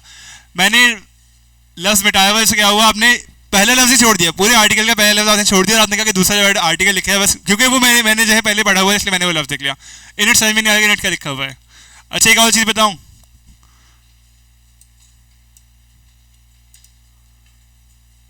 ये एक वर्ड बन गया है। इंग्लिश के यहाँ पे लड़ाई होती है, ये दोनों एक वर्ड हैं, ठीक है? डिक्शनरी कर लेना, देख लेना, गूगल करके देख लो, ये वर्ड बन गया है। यहाँ ये कह रहा कि वर्ड नहीं है, लेकिन वर्ड है, बहुत इस्तेमाल होता है प्रोग्रामिंग के अंदर, बहुत ज़्यादा इस्तेमाल होता है। लेकिन क्योंकि आपने सुना नहीं है, इसलिए वर्ड आप जो है अपना फिर से इसको स्कैन नहीं कर रहे, बोल रहे बस भूल जाओ ये वर्ड, दिमाग को बार बार कह रहे हो भूल जाओ। यहाँ कुछ नहीं लिखा हुआ, सिर्फ लिखा हुआ आर्टिकल। हो रहे दिमाग में ऐसी कैफे डेवलप हो रही है। मैं अक्सर आप लोगों के साथ जो है ना आपकी सबकॉन्शियस से खेल रहा होता हूँ। पहले भी खेला था जब मैंने आपके से जो है घोड़े को हाथी बनवा लिया था। तो ये हरकतें मैं करते रहूँगा क्लास के अंदर। क्या हो रहा है दिमाग के अंदर? एक लफ्ज़ है, सिंपली लिखा हुआ है, इनट आर्टिकल लिखा हुआ है, लेकिन क्या हो रहा है कि डिससेटिस्फेक्शन क्रिएट हो रही है, पढ़ना नहीं चाह रहे हो। ऐसे ही है, हो रहे हैं। बस जल्दी ये लफ्ज़ हटे तो मैं जो है ना ये ख़त्म हो जाए, लफ्ज़ ये तो सही हो जाए, ये तो ख़त्म हो जाए। डिससेटिस्फेक्शन क्रिएट हो रही है। अक्सर क्या होता है, अगर आप कंटेंट लिखना नहीं सीखो, अगर तुम्हें बात समझा रहा हूँ, अगर आप लोग नहीं सीखो, तुम तीनों पीछे क्यों बैठे हो? कुछ कर रहे हो? मैं सवालत करूँगा तीनों से, एक सवाल, ठीक है? ताकि मुझे अंदाज़ा हो जाए कि तुम तीनों क्लास के अंदर मौजूद हो कि नहीं हो। मुझे आप फिजिकली नहीं चाहिए हो। अगर आप लोग क्लास में आने में मसला हो रहा है, आप रिमोट ले लो, मुझे चाहिए कि आप हाजिर दिमाग हो, ठीक है? कंटेंट क्या होता है? एहफाज तुम बताओ, कंटेंट क्या होता है? आवाज़ आनी चाहिए। कंटेंट एक फीलिंग है। क्या फीलिंग है? कौन सी फीलिंग है? कंटेंट याद नहीं है, ठीक है? मुजम्मिल तुम बताओ कंटेंट क्या होता है? हैं? कंटेंट क्या होता है? कंटेंट क्या होता है? हम पूरी क्लास में, मतलब देखो मैंने 10 बजे स्टार्ट कर दी क्लास और 50 मिनट हो गए, कंटेंट कंटेंट 100 दफ़ा बोल दिया। तुमने मुझसे सवाल नहीं किया सर ये लफ्ज़ इस्तेमाल क्यों कर रहे हैं, या आप बोल क्या रहे हैं, क्या है, मैं भूल गया। अभी आए हो और तुम्हें भी नहीं पता कंटेंट क्या है? कौन बताएगा कंटेंट क्या है? बताओ। फीलिंग है किस चीज़ की? इत्मीनान की, ठीक है? सुन रहा था, सवाल भी किया था, बस जवाब भी दिया था। इंगेज रहोगे तो याद रहेगा। मैंने बताया ना मेमोरी किस तरह से रिटेन होती है। मैं आपसे आपसे आपको तंग करने के लिए मैं सवाल नहीं कर रहा। एक काम करो, अभी मैं कुछ सिखा नहीं रहा हूँ तो आगे आ जाओ, तीन उठ के आ जाओ। मैं जो है अपना 10 मिनट से 20 मिनट लूँगा और आपको एक एक्सरसाइज दे दूँगा। तीन उठ के आगे आ जाओ, ठीक है? देखो मेरी और आपकी जंग है। आपकी पूरी पूरी कोशिश होगी कि आप लोग ना सीखो, मेरी पूरी कोशिश होगी आपको सिखा दूँ मैं, ठीक है? तो इस तरह से जंग चलती रहेगी हमारी। तो फिलहाल आ जाओ, अभी फिलहाल मैं जीत रहा हूँ कि मैं उस्ताद हूँ, बात माननी है आपको, ठीक है? तुम लैपटॉप लेकर आ जाओ, तुम तो लैपटॉप की जगह बना दो तुम्हारी में। तुम लैपटॉप लेकर आओ अपना। अच्छा ठीक है, एक यहाँ बैठो, कुर्सी लो, कुर्सी खींचो, यहाँ बैठो।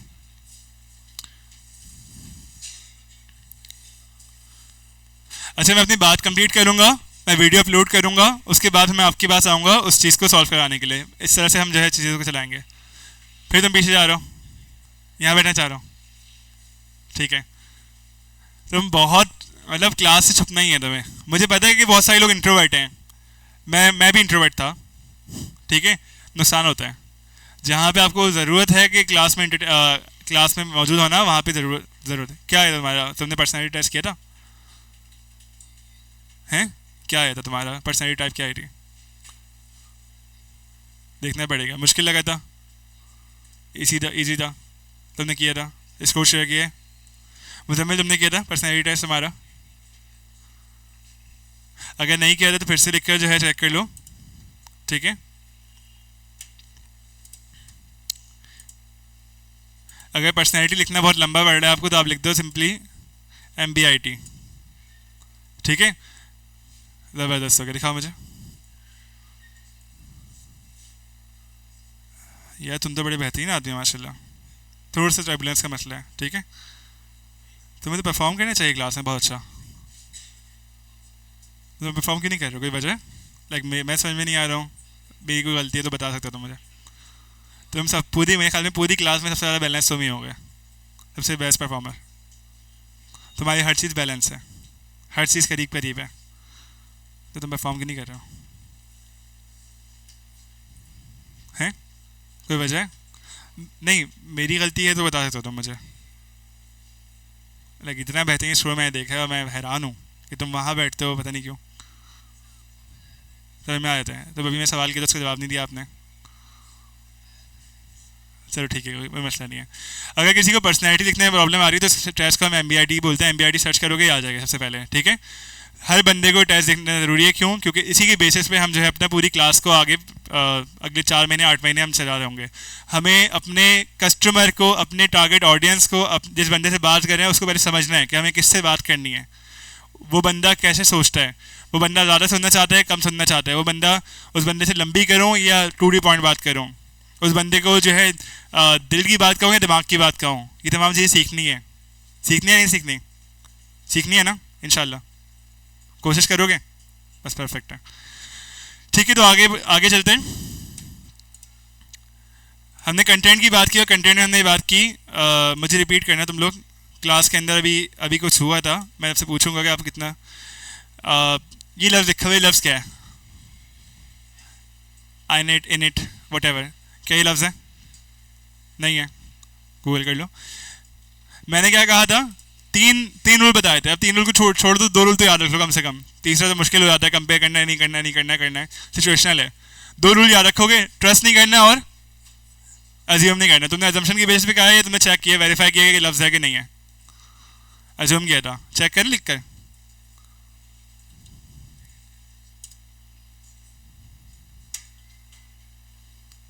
ये तो बहुत जगह पे इस्तेमाल हुआ है ये लफ्ज़। ये जो लफ्ज़ है, ये तो पूरा एक लफ्ज़ है। देखो इस पर पूरे आर्टिकल भरे भरे हुए हैं, ठीक है। तो इसका मतलब क्या था? इसका मतलब ये था कि हमारी आधी आवाम, बेटा तुम लोग बातें क्यों कर रहे हो, कोई बात है? मैंने तो इसके बारे में कुछ नहीं कहा, मैंने कहा कि आप अपनी स्क्रीन बंद कर लो। आप लोग मेरी बात क्यों नहीं मानते हो? और बातों को ही मना कहता है मैंने। मैं बहुत ऐसे से बोलूँगा। अब जो है ना, दिमाग लगाओ और से सुनो मैं बोल के आ रहा हूँ। अब इससे तेज़ आवाज़ नहीं निकलने वाली मेरी। अब कर लो, कर लो। क्लास खामोश होगी तो बात होगी, खुद ही खामोश होना पड़ेगा। मैं सीख के आया हूँ, सॉरी, पढ़ाना सीख के आया हूँ मैं। हम बात कर रहे हैं कि आर्टिकल से पहले एक वर्ड लिखा हुआ है इनिट, ठीक है। आपने अज्यूम किया कि, आपने अजम्पशन की बेसिस पे कह दिया कि ऐसा तो कोई लफ्ज़ ही नहीं है। यही काम कि हम हर रोज़ कर रहे हैं, एजम्पशन की बेसिस पे किसी को रॉन्ग कह देना। क्या हमने अपनी ज़िंदगी में ये काम किया है? तुम बताओ, तुम्हारा नाम था अहमद रज़ा, ठीक है। अहमद रज़ा नाम है तुम्हारा, सॉरी मैं अहमद रज़ा। अहमद काफ़ी है बोलना। अहमद, कभी तुमने किसी को रॉन्ग बोला सिर्फ एजम्पशन की बेसिस पे? गलत किसी को बोला एजम्पशन की बेसिस पे?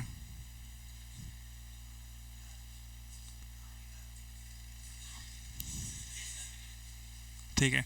अच्छी बात क्या है इसकी बात में? अच्छी बात क्या है? नहीं, सच्चाई तो है, अच्छी बात।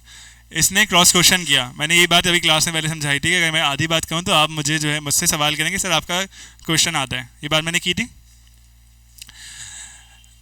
क्या कभी तुमने किसी को भी बगैर उसे समझे और बगैर तहकीक किए गलत बोला है?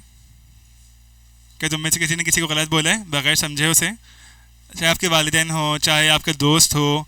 कभी ऐसा हुआ कि आपने अपनी इंट्यूशन की बेसिस पे किसी को गलत कह दिया हो? कि जैसे इन्होंने अभी मुझे कहा कि इनइट कोई वर्ड नहीं है। क्यों क्यों कहा? इनकी एजम्पशन कोई गलत नहीं थी। यहाँ पे रेड लाइन आ रही थी। रेड लाइन का मतलब ये है कि स्पेलिंग गलत है। स्पेलिंग गलत तभी होती है जब कोई वर्ड ना हो। ऐसे ही है। इन्होंने इन्होंने अपने हिसाब से इन्होंने जो है इसकी प्रैक्टिकल एग्जाम्पल दिखा रहा हूँ।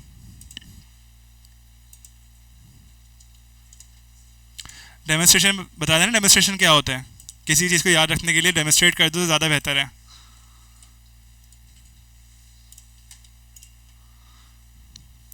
कौन गलत कह रहे हैं? कौन गलत कह रहे हैं इन दोनों में? सीधे हाथ वाला, उल्टे हाथ वाला?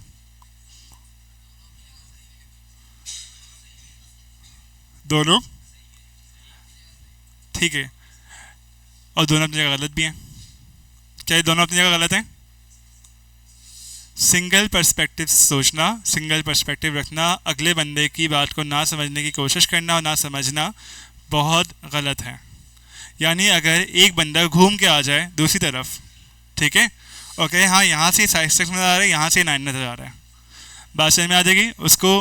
अब ये उसने दोनों तरफ से तहकीक कर ली है, उसने दोनों तरीके का जो है अपना दीन सीख लिया है, उसने दोनों तरीके की बात समझ ली है, सुन ली है। उसके बाद उसने अपना फैसला किया कि देखो दोनों सही हैं, लेकिन मैं जो है ना इस तरफ ज़्यादा कंफर्टेबल हूँ, मैं तो इस तरफ खड़े होऊंगा, मैं 9 ही बोलूँगा। तुम्हें बोलना चाहिए तुम बोलो, मैं तो 9 बोल रहा हूँ। लेकिन उसे पता है कि अगला बंदा जो है अपने अपने पर्सपेक्टिव से वो सच बोल रहा है, अपनी फीलिंग के मुताबिक वो सच बोल रहा है। उसे उसे गुस्से में बोलना है तो गुस्से से बोलेगा। बात समझ में आ रही है? लेकिन गलत कहाँ होते हैं हम? जब हम एक सिंगल पर्सपेक्टिव से बात करते हैं, एजम्पशन की बेसिस से बात करते हैं। एजम्पशन क्या होती है कि आपने बगैर तहकीक करे किसी बात पे आपने 100% श्योरिटी के साथ आपने कोई बात कर दी, इसको बोलते हैं एजम्पशन। मैंने दो रूल सिखाए आपको। दो क्या क्या रूल हैं बताओगे मुझे? क्या क्या रूल हैं? ठीक है, ट्रस्ट नहीं करना और एज्यूम नहीं करना, और तीसरा क्या था? खुद को। क्योंकि अगर आप खुद को कंपेयर करोगे तो आप हमेशा जो है ना दूसरों की तरफ जाते रहोगे। यानी आप कंपेयर करोगे और आप बोलोगे कि यार खुद को तो अपने आप से कंपेयर करो, दैट्स इट। खुद को अपने आप से कंपेयर करो, अपने अपने तरीके से कंपेयर करो। ठीक है, पर्सपेक्टिव समझ में आ गया। अब इन्होंने कहा कि जो है अपना इनर गलत है, मैंने कहा कि सही है। अब मैं अपने हिसाब से सही कह रहा हूँ और ये अपने हिसाब से सही कह रहे हैं। ठीक है, लेकिन एजम्पशन की बेस पे कहा मैंने, अपने एजम्पशन की बेस पे नहीं, मैंने तहकीक करके कहा था। ठीक है, कि ये भी एक जो है इसकी सच्चाई है कि यहाँ पे रेड लाइन आ रही है लेकिन फिर भी एक वर्ड है। बहुत दफ़ा ऐसा होगा। आप जो है अपना यहाँ पे लिखता हूँ मैं, नाम क्या तुम्हारा?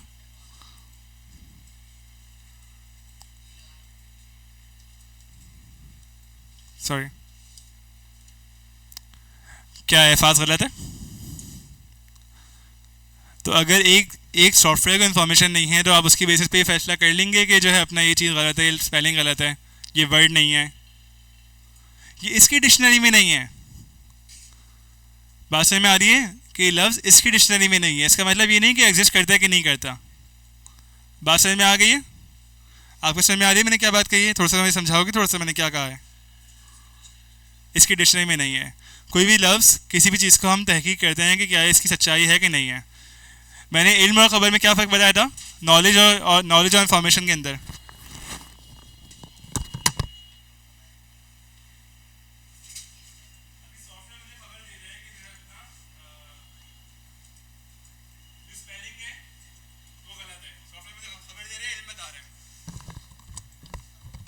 सॉफ्टवेयर के पास इल्म है, खबर है। इल्म है। इल्म और खबर की क्या क्या डेफिनेशन बताई थी मैंने? बेफिक्र रहो, जो कंटेंट है हमारा, जो 4 लफ्ज़ सीखने वो सीख के जाएंगे हम। अरेंज, अलाइन, फॉर्मेट और इंसर्ट ये सीख के जाएंगे। लेकिन क्यों सीखना है ये बहुत इंपॉर्टेंट है। मैं अपनी 90% क्लास क्यों में गुजारता हूँ, 10% मैं क्या में गुजारता हूँ। तो सीख के जाना है हमें कि हम कोई भी काम करें तो क्यों कर रहे हैं। ठीक है, ताकि आप ज़िंदगी में कर सको, दिमाग क्लियर हो जाए। तो सॉफ्टवेयर के पास खबर है या इल्म है? ठीक है, खबर और इल्म में क्या फ़र्क है? खबर में और इल्म में क्या फ़र्क है? खबर में और इल्म में क्या फ़र्क है? खबर सच्ची और झूठी हो सकती है, नॉलेज सच्ची झूठी हो सकती है, ठीक हो सकती है, उसे उसे इन्फॉर्मेशन कहते हैं। इन्फॉर्मेशन सच्ची और झूठी हो सकती है, नॉलेज कभी सच्ची झूठी नहीं होती। नॉलेज किसी चीज़ को नो करना, यानी किसी चीज़ को जानना। जानते आप सिर्फ सच्चाई को हैं, झूठ तो आप पहचानते हैं कि भाई इसने जो है सच नहीं बोला है, ठीक है। जब आप सच को जान जाते हो आप झूठ को पहचान जाते हो। नॉलेज जो है सिर्फ सच्ची होगी, ठीक है। अब इसको जो है, इसके पास जो इन्फॉर्मेशन है, उस इन्फॉर्मेशन के अंदर क्या है कि खबर का वर्ड इस्तेमाल कर रहा हूँ मैं, इंग्लिश में बोल देता हूँ। इन्फॉर्मेशन जो है उसके पास है कि ये इन्फॉर्मेशन, मेरी इन्फॉर्मेशन के मुताबिक अहसास कोई वर्ड नहीं होता, ठीक है। तो इसने आपको खबर दे दी, इसका मतलब इसकी इन्फॉर्मेशन में मसला है या इसकी जो है नॉलेज में मसला है? नॉलेज में मसला है, तभी इन्फॉर्मेशन में मसला है, ठीक है। इसने इसने जो है अपना, चलो खैर डीप नॉलेज में नहीं जा रहे हम, बहुत लंबी हो जाएगी, मुझे काम की बात करनी है और मैं समझाने भी नहीं पा रहा हूँ, मेरी गलती। बात समझ में आ गई जो मैं कहना चाह रहा हूँ? एग्जाम्पल्स मेरे दिमाग वाइप आउट हो गया मेरा 2 मिनट के लिए, समझ में आ गई है? ठीक है, आगे बढ़ें। आप लोग इनिट नहीं पढ़ना चाहते क्योंकि इनिट आपका एक जार्गन था। ये वर्ड जो है इसको हम बोलते हैं जार्गन। जो गलती मैं करता हूँ, जो गलती आपने पॉइंट आउट की थी मुझे, और जिसकी वजह से मैंने जो है अपना कंटेंट को रोमन उर्दू में करना शुरू कर दिया। आपने मुझे कहा था ना कि इंग्लिश जो है, ठीक है। तो जार्गन क्या होता है? जार्गन ये होता है, अच्छा उस्ताद भी सीखते हैं, ऐसा नहीं है कि जो है अपना उस्ताद अनटीचेबल है। मैं भी रॉन्ग हो सकता हूँ, मैं भी गलती कर सकता हूँ, ठीक है, जिस तरह से आप भी कर सकते हैं। तो मुस्तकिल आपको जो है चीज़ें बेहतर करना होता है। जार्गन कहते हैं स्पेशल वर्ड और expression use by a profession और group that are difficult to others to understand. Urdu में बताऊँ या समझ में आ रहा है? ऐसे लफ्ज़, ऐसे ऐसे जो है एक्सप्रेशंस, ऐसे तरीके जो कि किसी प्रोफेशनल सेटिंग के अंदर किसी जगह पे जो है अपना इस्तेमाल होते हों, जो आम आवाम की समझ से बाहर हों। ऐसे लफ्ज़ों का इस्तेमाल आपको अपने कंटेंट की अरेंजमेंट के अंदर या कंटेंट के अंदर नहीं करना है। जार्गन्स का इस्तेमाल नहीं करना है। क्यों नहीं करना है? कोई मुझे बताएगा? मैंने ये कंटेंट आपको कितनी देर तक दिखाया है? मतलब काफ़ी टाइम हो गया दिखाते हुए इस कंटेंट को। अभी तक आप लोग जो है इससे परेशान हो या नहीं हो जो इनट लिखा हुआ है? या बस अब ठीक है एक वर्ड हो गया, ठीक है। लेकिन शुरू में क्या हुआ था? शुरू में पढ़ना ही नहीं आता कि इसको आयनाइट पढ़ें, इनट पढ़ें, फाइनाइट से आयनाइट होगा, ठीक है। या समझ में ही नहीं आ रहा? तो जो चीज़ हमें समझ में नहीं आता हम क्या करते हैं? हटाओ, पढ़ना ही नहीं है, पढ़ना ही नहीं, हटाओ। तो इसी तरह से आपकी बात जो होती है वो जार्गन इस्तेमाल ना करें। मिसाल के तौर पर आजकल लोगों को, अभी तक लोगों को इस्लामिक बैंकिंग सिस्टम या बैंकिंग सिस्टम समझ में नहीं आता। क्यों? क्योंकि जो मुफ्ती हजरात हैं वो अपने टर्म्स में बात करते हैं, मुदारबा, मुशारका, ठीक है, इस तरह के अल्फाज। आप बोलेंगे ये क्या बात हो रही है? मुझे बताओ पैसे यहाँ पे रखना सही है गलत है, और लेमन टर्म में बताओ, ठीक है। डॉक्टर्स आपको जो है अपना बोलते हैं कि आपको जो है अपना आपके जो है अपना कोई ग्लैंड है, कोई ख़ास नाम ले लें, उसमें जो है आपका ये मसला है, तो आपको जो है ना इस तरह के जो है वो इशूज़ आ रहे हैं, मुश्किल अल्फाज इस्तेमाल कर लें। समझ में आएगा आपको? किस तरह से डॉक्टर बात करते हैं आपसे उर्दू में आसान लफ्ज़ों में कि भाई खांसी आ रही है, खांसी आ रही है तो इसका इलाज ये है, आसान अल्फाज में, ठीक है। हालांकि जब वो आपस में बात करेंगे तो उनके अल्फाज देखेंगे, कभी कभी दो डॉक्टर को बात करते देखें ऐसे ही ना, ऐसे ही बात करते हैं। क्यों? क्योंकि नाम भी बहुत इंपॉर्टेंट है, टर्मिनोलॉजी बहुत इंपॉर्टेंट है। अब आपके लिए खांसी खांसी है, डॉक्टर के लिए खांसी की 1000 किस्में। वो बताएगा कि अपने डॉक्टर दूसरी जब कंसल्ट करोगे तो बताएगा कि भाई ये स्पेसिफिक ये केस है जो हमने ये डिस्कवर किया था 1965 में डिस्कवर होता है, इस खांसी का नाम ये है, तो वो उस नाम से कहेगा। उसके लिए जब जो बंदा अगला जानने वाला है उसके लिए ज़रूरी है नाम का इस्तेमाल, टर्मिनोलॉजी सही इस्तेमाल करना।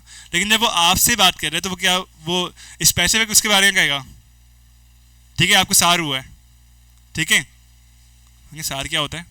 SAR, ठीक है, खांसी है, पूरी बीमारी है, ठीक है। आपको जो है अपना, खैर कोविड बहुत नॉर्मलाइज हो गए, ठीक है, वरना मैं आपको कहूँगी जो है अपना कोई भी ऐसी बीमारी का नाम लिखूँ, बताऊँ कि जो अनकॉमन है, आप बोलोगे ये क्या चीज़ है, ठीक है। तो हमें कॉमन वर्ड इस्तेमाल करने होते हैं। इसीलिए कभी भी आप लोग कोई भी हेडिंग डालो, कोई भी चीज़ इस्तेमाल करो, तो कभी भी इस टेक्स्ट के अंदर आप कभी मुश्किल लफ्ज़ इस्तेमाल नहीं करो। हमने फीलिंग की बात कर ली थी, फीलिंग बहुत ईजी है समझना, फीलिंग को समझना लोग कहते हैं मुश्किल है, मैं कहता हूँ आसान है। फीलिंग सिंपल चीज़ों की होती है, फीलिंग बहुत सिंपल है, आइडेंटिफाई करना मुश्किल है, समझना आसान है कि किस तरह क्या फील कर रहा हूँ। आइडेंटिफाई करने के लिए दिमाग का इस्तेमाल है, समझना बहुत आसान काम है। किसी की फीलिंग आपको समझ में आ जाता है कि कोई बंदा गुस्से में है, समझ जाते हो, या पहले दिमाग का इस्तेमाल करते हो? समझ जाते हो ना। कोई बंदा उदास है, समझ में आ जाता है। कोई बंदा जो है गमगीन है, कोई बंदा खुश है, देख के समझ में आता है। फीलिंग आसान है, फीलिंग का कंटेंट बहुत सिंपल होता है। कौन सा कंटेंट है फीलिंग वाला? सिंपली जो अपनी राइटिंग करो, बस जो एक बात खत्म हो जाए, पैराग्राफ चेंज करो, that's it, that's the arrangement of feeling. अगर आप किसी फीलिंग वाली चीज़ को लिख रहे हो तो आप इस तरह से काम करो, दैट्स इट। लेकिन अगर आप दिमाग वाले के काम कर रहे हो, यानी अब ऐसा बंदा है जो कि आपकी कंटेंट को पहले पढ़ेगा नहीं, पहले स्कैन करेगा, देखेगा कि वो कंटेंट किस तरह से लिखा हुआ है। कोई ऐसा बंदा, कोई ऐसी ऑडियंस जो कि दिमाग ज़्यादा इस्तेमाल करती है, तो सबसे पहले वो स्कैन करेगा। अच्छा, मेरा तरीका बहुत डिफरेंट है कि मैं बहुत अरसे से पढ़ रहा हूँ, ठीक है। तो आपने आर्टिकल पढ़ा, मैं सबसे पहले give me the book, give me a book पढ़ूंगा, उससे मैं स्कैन करूँगा। मैं बीच से पढ़ता हूँ, मैं अजीब आदमी हूँ, ठीक है। मैं कंटेंट अलग तरीके से पढ़ रहा होता हूँ। क्यों? क्योंकि मैंने कंटेंट बहुत सारा पढ़ा हुआ है। आपने आर्टिकल पढ़ा, आप हेडिंग पढ़ोगे, मैं बीच में पढ़ूंगा कि जो है वो हेडिंग छोड़ो, कंटेंट में भी पढ़ने का है कि नहीं है, क्योंकि मैं हैं, ये भी परफेक्ट है, ठीक है। हर तरह के ऑडियंस होते हैं, हर तरह के पढ़ने का स्टाइल होता है। अब देखो, इस कंटेंट को ना बहुत डिफरेंट तरीके से अरेंज किया हुआ है। अब इस अरेंजमेंट को हम सीखेंगे, ठीक है। पहले मैं क्या क्या दिखा रहा हूँ, क्लास की रिकॉर्डिंग ऑफ करूँगा, उसके बाद मैं आपसे करवाऊँगा, ठीक है। अब 5 मिनट के अंदर हम कंटेंट के अरेंजमेंट सीख रहे हैं, उसके बाद हम तमाम के तमाम लोग कंटेंट अरेंज करेंगे या अलाइन करेंगे, ठीक है। अरेंजमेंट अलाइनमेंट तकरीबन एक ही चीज़ है। तो सबसे पहले इसको मैंने आर्टिकल लिखा, आर्टिकल को मैंने कहाँ पे लिखा, ये देखो स्टाइल्स हैं, ठीक है। चाहूँ तो मैं यहाँ से शॉर्टकट्स हैं, आर्टिकल को जो है अपना हेडिंग स्टाइल में लिख देता हूँ, ठीक है। मैंने इसको पैराग्राफ स्टाइल के अंदर मैंने इसको किस तरह से अरेंज किया कि मैंने इसको सेंटर कर दिया, आर्टिकल सेंटर में आ गया, ठीक है। क्योंकि ये कॉपी है, इस चीज़ को हाइपरलिंक कहते हैं। मैं इस क्लास में हाइपरलिंक आपको बनाना नहीं सिखा रहा। ये जो होती है लिंक होती है, इस पर आप क्लिक करोगे तो आप जो है अपना उस पर से पहुँच जाओगे। एक मिनट, कंट्रोल दबा के आप क्लिक करोगे तो आप जो है अपना किसी उस पर पहुँच जाओगे, वेबसाइट पे, किसी लिंक पे। इसको हाइपर लिंक बोलते हैं, ठीक है। इसको बनाना मैं सिखा दूंगा अगली क्लास से, क्योंकि आज की क्लास इसमें नहीं है। इसको हटा देता हूँ, ठीक है। अब देखो यहाँ पे इन्होंने एक चीज़ की है,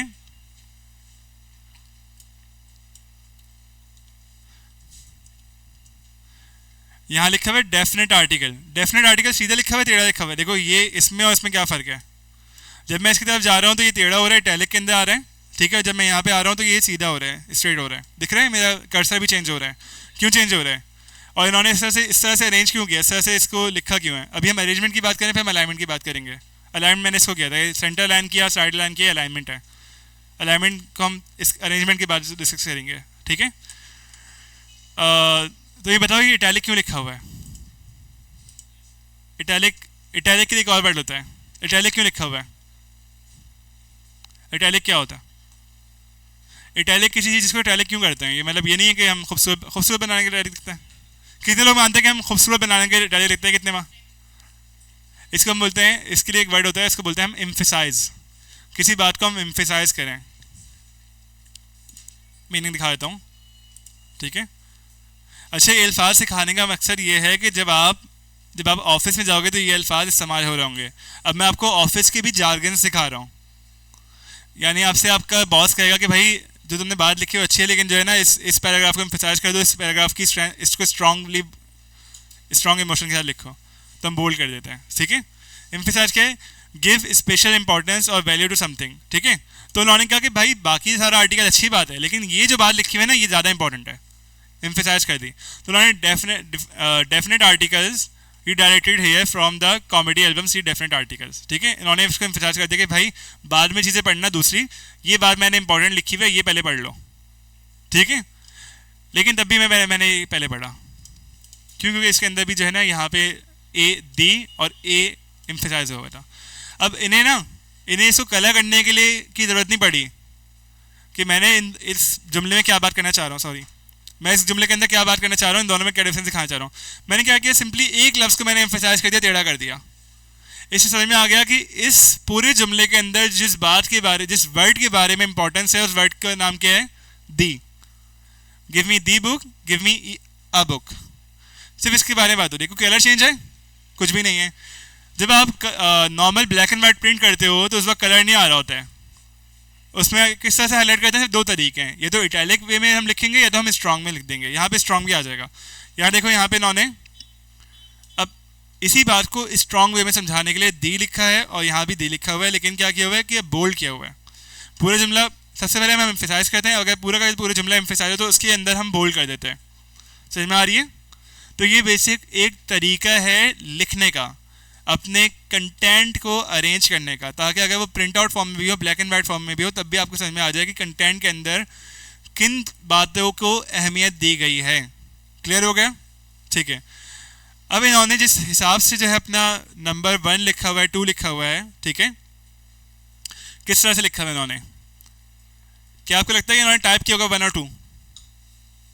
नहीं किया हुआ। अरेंजमेंट का मसला खत्म हो गया। अरेंजमेंट का कहो तो मैं अरेंजमेंट का, सॉरी, बाद में इसको अरेंज कर लेंगे। अरेंजमेंट को हमने ख़त्म कर दिया। 4 अल्फाज से 4 में से 1 सिखा दिया मैंने आपको 1 घंटे के अंदर, ठीक है। अब बात करें अलाइनमेंट की। अलाइनमेंट क्या होती है? हमने कैनवा के अंदर सीखी थी किसी चीज़ को लाइन के अंदर लाना, अलाइन, ठीक है। तो अब मैंने ये देखो, ये दोनों अलाइन है, एक ही लाइन के अंदर है, एक ही लाइन के अंदर है, ये भी अलाइन है, ठीक है। लेकिन अब देखो यहाँ पे ना ये दिख रहा है, ये रूलर, ये दिख रहा है, ये छोटा सा रूलर है और रूलर के ऊपर ये निशानात बने हुए हैं। जब मैं यहाँ जाऊँगा तो रूलर यहाँ पे आ जाएगा, ठीक है। और ये टूट गया है, देखो ये दिख रहा है, ये टूट गया है। जब मैं यहाँ पे जाऊँगा ये फिर से यहाँ पे आ जाएगा। ये क्या हो रहा है?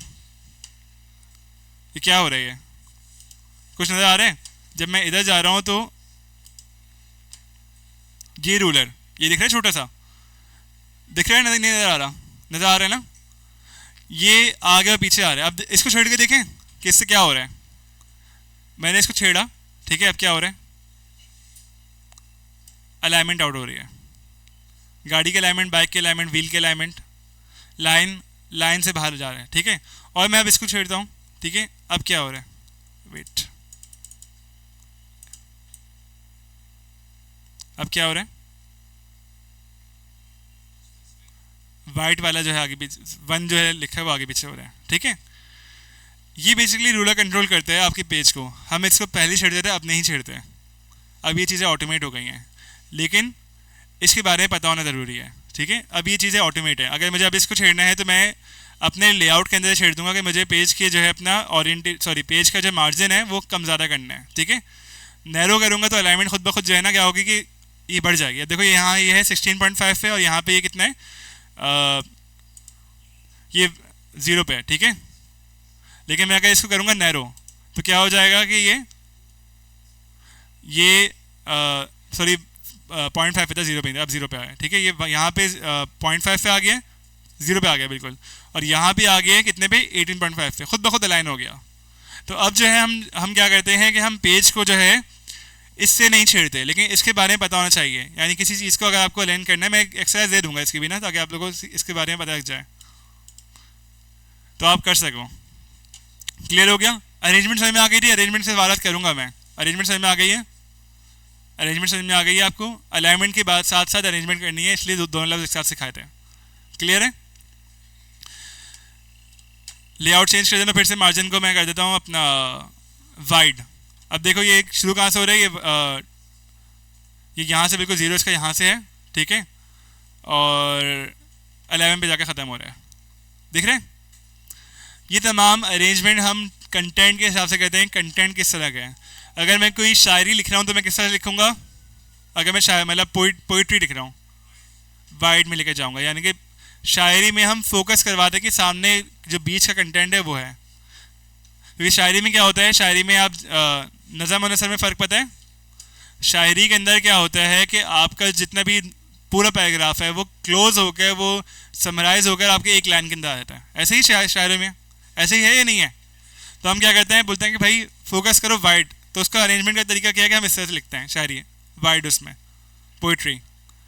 लेकिन ताकि अगला बंदा ना, वाइड स्पेस का भी बहुत अपना इंपॉर्टेंस है। वाइड स्पेस यानी कि खाली हिस्सा। खाली हिस्से से क्या होता है कि हम जो चीज़ भरी होती है उस पर फोकस करवाते हैं, ठीक है। लेकिन अगर मैं कोई लंबी कर रहा हूँ, यानी कि मुझे बहुत ज़्यादा प्रिंट करवाना है और बहुत सारे पेज हैं, तो मैं नैरो पे चले जाऊँगा। लेकिन मैं नैरो पे तब जाऊँगा कि जब मैं होल पंच इस्तेमाल नहीं कर रहा। फाइल कौन सी इस्तेमाल कर रहा हूँ? जब मैं फाइल जो पतली वाली नहीं होती, स्ट्रिप वाली, जिसमें मुझे होल पंच नहीं करना है। अगर मुझे होल पंच करना है तो मैं क्या करूँगा, मैं मार्जिन जो है अपना नॉर्मल कर दूंगा ताकि होल पंच की जगह रह जाए। क्लियर हो गई है? ठीक है। तो ये भी आपकी अलाइनमेंट है, आपका टेक्स्ट किस तरह से अलाइन हुआ है। अलाइनमेंट के अंदर और चीज़ें आती हैं। आपने अब तक सीखा है, होम के अंदर चले जाता हूँ, आपने अब तक सीखा है कि जो है टेक्स्ट फॉन्ट के अंदर के फॉन्ट चेंज करना, ये सीखा है ना। फॉन्ट का साइज चेंज करना सीखा है। ये लफ्ज़ सीखा आपने कि इससे बड़ा होता है, इससे छोटा होता है। ये मैंने नहीं सिखाया था, बता देता हूँ। इससे सेंटेंस केस और अपर केस और लोअर केस पे जाते हैं। यानी अभी सब के सब अपर केस है, अगर मैं लोअर केस पे जाऊँगा तो सब लोअर केस हो जाएगा। वेट, अच्छा ये इस फॉन्ट के अंदर शायद नहीं है, लोअर केस आ गई, ठीक है। अपर केस पे जाऊँगा तो अपर केस पे आ जाएगा। क्लियर है? ये इसी के अंदर होता है। उसके अलावा आपने, हाँ बिल्कुल बिल्कुल, कीबोर्ड शॉर्टकट बिल्कुल आखिर में सिखाऊंगा जब ख़त्म हो रहा होगा ना तब। मैं नहीं चाहता कि आप लोग जो है ना डायरेक्टली कीबोर्ड शॉर्टकट करो फिर कीबोर्ड शॉर्टकट भूल जाओ। विजुअली चीज़ें ज़्यादा याद रहती हैं, मेमोरी में आपके जो है ना कीबोर्ड शॉर्टकट याद नहीं रहेंगे जब तक आप प्रैक्टिस में ना आ जाओ। बिल्कुल आखिर में सिखाऊंगा, आखिर दिन चीट समझा दूंगा, फिर जब टेस्ट लूँगा तो आप कीबोर्ड शॉर्टकट ही इस्तेमाल करोगे, उससे टाइम बचता है। कीबोर्ड बड़ा सा है, माउस एक ही है। ठीक है, आगे बढ़ें। हमने एक्सेल जब सीखे थे उसी वक्त हमने देखा था कि कलर्स चेंज कर सकते हैं और कलर के अलावा हम जो है अपना बैकग्राउंड भी चेंज कर सकते हैं। एक्सेल में हमने सीखा था, याद है सबको? वही सारे टूल्स इसके अंदर भी हैं। एक और चीज़ है, कंटेंट मैंने पकड़ा, स्ट्राइक थ्रू, कंटेंट को काटना है। कोई बात जो पहले हमने लिखी थी लेकिन बाद हम अक्सर ये चीज़ पता है ये बहुत इस्तेमाल होती है। आपने देखा कि व्हाट्सएप के अंदर भी फीचर है स्ट्राइक थ्रू का, यानी आप ये इस्तेमाल करते हो दिस वन, और आप जो है इसके अंदर जो चीज़ लिखते हो स्ट्राइक हो जाती है। पता है ना ये बात? हम स्ट्राइक क्यों लिखते हैं कि हमें कोई बात जैसे एम्फेसाइज करते हैं उसी तरह से हम किसी बात को निगेट करते हैं। किसी बात को हमें लिखना है कि ये चीज़ ये नहीं है, ये सच नहीं है, बता दिया पूरी बात और कहा कि ये चीज़ सच नहीं है। एग्जाम्पल दूँ या समझ में आ रहा है? एग्जाम्पल दूँ? बाद में दे दूँगा, ठीक है। इस एग्जाम्पल में दूंगा लेकिन अभी फिलहाल नहीं दे रहा, अभी से समझाना है मुझे, क्योंकि ये चीज़ बहुत कॉमन है। अंडरलाइन सबको पता है, किसी चीज़ को एम्फेसाइज करने, किसी चीज़ को हेडिंग के अंदर अंडरलाइन का इस्तेमाल बहुत कम हो गया है। अंडरलाइन अब से हम जो है ना किसी चीज़ को हाईलाइट करने के कर रहे होते हैं, जहाँ पे हम हाईलाइटर कलर इस्तेमाल ना करें वहाँ पे हम अंडरलाइन इस्तेमाल करते हैं, ठीक है। बोल्ड, इटैलिक, रिक्वेस्ट को मुझे क्या करना है, एम्फेसाइज करना है, तो या तो मैं बोल्ड कर दूंगा या इटैलिक कर दूंगा। अगर मैं चाह रहा हूँ कि स्ट्रॉन्ग फीलिंग हो, यानी कंटेंट को देखकर आपको पता है कि आपका दिमाग भी ना आपसे पूछे बगैर बहुत सारे फैसले कर रहा होता है। किसी चीज़ को देखने के बाद खुश होना है या उदास होना है, या आप अपनी मर्जी से नहीं करते, आपका दिमाग खुद ही कर रहा होता है, ठीक है। ऐसे ही है। तो जब आप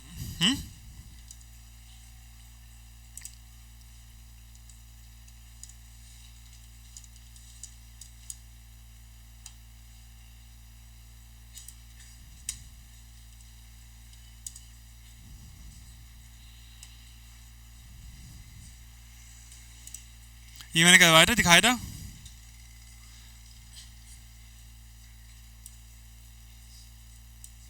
आई विल ऑलवेज, मैं भूल गया। This one. अब आपका दिमाग खुद ही आपको कह रहा है कौन सी चीज़ जो है ना किसका इमोशन क्या है, ठीक है। आप इसको नहीं सिखा रही, आपको सिखा रहे हैं। दोनों के मीनिंग चेंज हो रहे हैं, ठीक है, सिर्फ और सिर्फ अरेंजमेंट की बेसिस पे या लिखने के फॉन्ट की बेसिस पे। फॉन्ट भी बेसिकली अरेंजमेंट ही है। समझ में आ रही है चीज़? इस तरफ क्या हो रहा है, कैसा फील हो रहा है देखकर? कि कुछ भी हो जाए मैं तुम्हें ढूंढ लूँगा, ठीक है। यानी कि मैं तुम्हें तुम्हारे फ़ायदे के लिए जो है ढूंढने वाला हूँ, तुम मुझसे मिलोगे तो तुम्हें अच्छा लगेगा। और दिस वन, इसके अंदर खून के बेसिकली या ये कह लो कट्स के निशान है। इसके अंदर दिल के निशान है, इसके अंदर कट्स के निशान है, दिख रहे हैं? उसी से पूरे कट से आपका वो बना हुआ है। ये गुस्से वाला है कि मैं तुम मिलोगे तो वो मीम देखे, देखा है मेरा? ठीक है, आगे बढ़ें। तो यही चीज़ हम जो है अपने कंटेंट के अंदर कर रहे होते हैं। जब भी हम लिखते हैं तो हम चीज़ों को एम्फिसाइज करते हैं, ये चीज़ों को। बोल्ड जो होते हैं ना, बोल्ड होते हैं स्ट्रॉन्ग के लिए, किसी चीज़ को स्ट्रांगली, यानी कि एम्फिसाइज का मतलब ये है कि आप किसी फीलिंग से देख लो, लेकिन बोल्ड का मतलब है स्ट्रॉन्ग फीलिंग से देखो। ठीक है, तो मैंने ये समझा दिया था। ये भी शायद आपने कर लिया होगा अलाइनमेंट का, कि मैंने जो है अपना लाइक दिस वन, ये आपको मैंने करवा दिया था कि आपको टेक्स्ट को बीच में लिखना है, साइड में लिखना है, ये तमाम चीज़ें। ठीक है, इसके अंदर एक था जस्टिफाई, वो मैं आर्टिकल चेंज करता हूँ, ये वाला इस लाइन में करता हूँ जस्टिफाई। जस्टिफाई क्या होता है, आपने बहुत सारे डॉक्यूमेंट लिखे होंगे कि जिनकी लाइनें जो है ना एक साथ होती हैं, एक जैसी होती हैं, यानी आगे पीछे नहीं। अभी लाइनें आगे पीछे हैं, आप चाह रहे हो कि एक साथ हो जाए, तो आपने जस्टिफाई कर दिया। अभी देख रहे हैं दोनों लाइन में आ गई। क्लियर है? जस्टिफाई, जस्टिफाई के ना बहुत तरीके होते हैं। जब आप गूगल पे जाओगे यहाँ पे तो इसके अंदर जस्टिफाई के भी बहुत सारे एग्जाम्पल्स आएंगे। मिसाल के तौर पर दिस वन, अच्छा यहाँ पे अभी नहीं आ रही है, वरना तो जस्टिफाई के बहुत सारे जो है ना वो तरीके आते हैं। Justify strong, justify normal. ठीक है, अच्छा हर कमांड के ऊपर उसका कीबोर्ड शॉर्टकट आ रहा है, लेकिन मैं फिलहाल कीबोर्ड शॉर्टकट आपको नहीं करवा रहा, ताकि आप विजुअली देख लोगे कि कौन सी कमांड कहाँ पे है। ठीक है, कीबोर्ड शॉर्टकट तब है जब आप प्रैक्टिस में आ जाओ। ठीक है, उसके बाद अलाइनमेंट के अंदर ये हम आज सीखेंगे ये तीन चीज़ें ऊपर की। ठीक है, उसके बाद ये चीज़ मैं आपको आखिर में करवाऊंगा, ये चीज़ नहीं सिखाऊंगा, ये चीज़ आखिर में करवाऊंगा, ये चीज़ आखिर में करवाऊंगा। ठीक है, असल जो चीज़ है इस पूरे को मिटाता हूँ। ठीक है, डिलीट कर दिया, और मैंने आज लिखा अलाइनमेंट, अरेंजमेंट एंड अलाइनमेंट।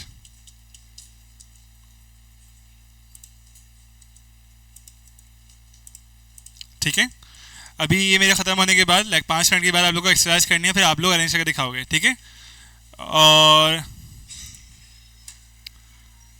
मैं एक काम करता हूँ, चैट जीपीटी के पास जाता हूँ और इससे पूछता हूँ कि मुझे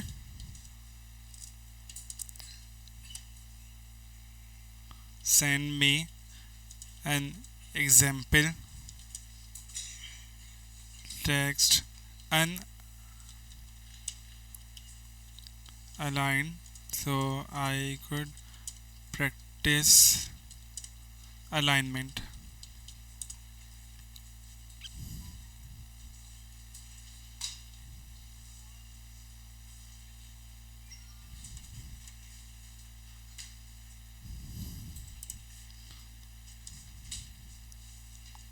Include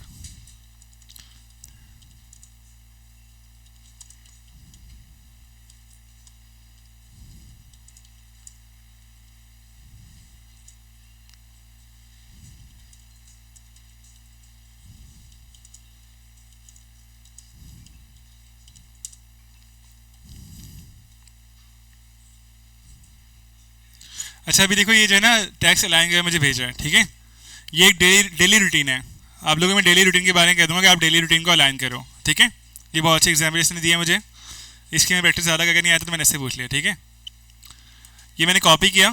ठीक है, कंट्रोल सी, और इसको कॉपी करके मैं अभी फिलहाल नोटपैड में खोल रहा हूँ, क्योंकि अगर मैं वहाँ पे खोलूँगा तो अलाइन आ जाएगा। Control V, control A, control सी।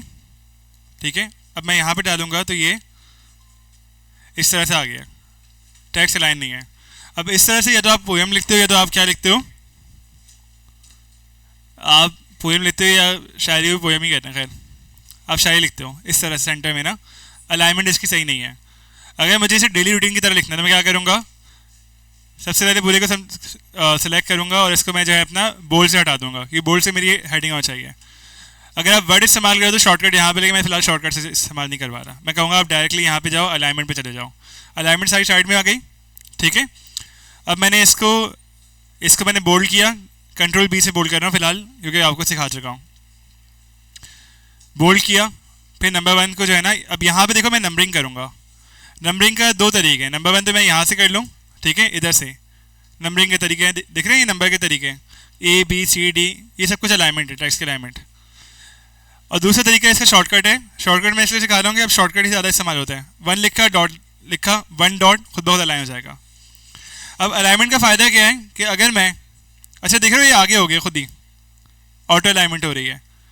अगर मैं यहाँ में डिलीट दबा रहा हूँ ताकि पिछली लाइन जो है ना ऊपर आ जाए, डिलीट दबाया और एंटर दबा दिया, तो अब क्या है कि खुद ब खुद जो है ना एंटर दबाने से नीचे जाऊँगा तो ये खुद ब खुद 3 4 इस तरह से करता रहेगा, ऑटोमेटिकली नंबर आते आ रहे हैं। ठीक है, अलाइनमेंट खुद ब खुद आ रही है, हमें करने की ज़रूरत नहीं पड़ रही। लाइन भी है, अलाइन है, और नंबर्स भी खुद ही जनरेट हो रहे हैं, नेक्स्ट नंबर्स एंटर दबाने से। सिर्फ कंट्रोल Z दबा रहा हूँ, फिर से इस पर जा रहा हूँ। अब क्या करना है, अब ये टेक्स्ट है, टैब दबाऊंगा, टैब दबाने से क्या होता है, टैब दबाने से, टैब दबाया मैंने, इसकी अलाइनमेंट खुद ही आगे हो गई। देखो ये दिख रहा है, ये आगे जाता रहेगा। एक और टैब दबाऊंगा ये और आगे चले जाएगा, एक और टैब दबाऊंगा तो ये और आगे चले जाएगा, लेकिन ये सब पीछे ही है अभी। अगर मैं इसको यहाँ से उठाऊंगा तो ये भी आगे आ जाएगा। सॉरी, इसको मैं पीछे कर दूँ। ठीक है, अलाइनमेंट हम इस तरह से सेट करते हैं। क्लियर है? अच्छा, मुझे बता देना कि अगर आपको लगे कि सर ये एक दफ़ा के लिए बहुत ज़्यादा है, कि पहले हम ये कर लें उसके बाद दूसरी चीज़ करें, तो मुझे बता देना। तो मैं इसको फिर से क्या करूँगा, मैं इसको वापस लेकर चले जाता हूँ अलाइनमेंट से। यही काम मैं टैब से भी कर रहा था। ठीक है, उसके बाद मैं एंटर दबाऊंगा और यहाँ मैं, सॉरी, अच्छा मैं देखो यहाँ पे एंटर करूँ तो यहीं से आ रहे हैं। अब मैं ये नहीं कर सकता, मैं 2 दबाऊंगा तब भी जो है अपना वो नहीं आ रहा है कि वेट अ सेकेंड, नहीं आ रहा।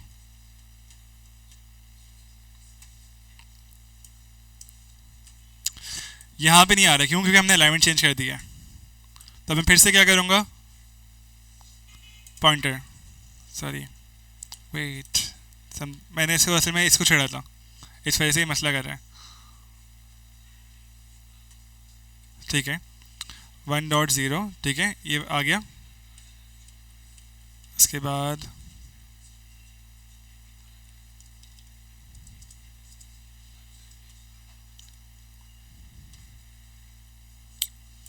सब हेडिंग्स का इस्तेमाल करना है। ठीक है, पूरे कंटेंट को उठाता हूँ, कंट्रोल A, ठीक है, यहाँ से, सॉरी,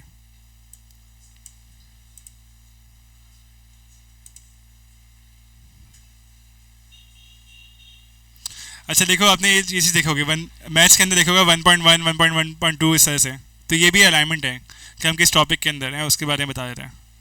हेडिंग्स के अंदर सब हेडिंग्स आ रही हैं। मुझे 2 मिनट देना है, इसमें कुछ चेंजेस आ गए हैं जो इस बार मतलब मेरे वर्जन में कुछ और है, इस वर्जन में कुछ और है, तो मैं इसको चेक कर लूँ एक दफ़ा ना, फिर मैं बताता हूँ आपको।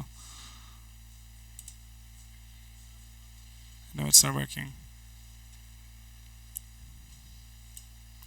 अच्छा, ये इशूज़ आप लोग को भी आएंगे। आप लोग एक वर्जन सीखोगे, आपने फ़र्ज़ करो आपने 2016 पे काम किया, 2021 में जो है वो चीज़ें और आसान हो जाती हैं, लेकिन आप परेशान हो जाते हो कि भाई अभी मैं पिछला वाला कर रहा हूँ तो मुझे मुश्किल हो रही है, कि 2016 का मैं 2024 का इस्तेमाल कर रहा हूँ।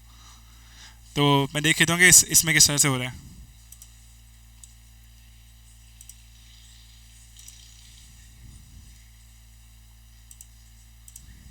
ठीक है,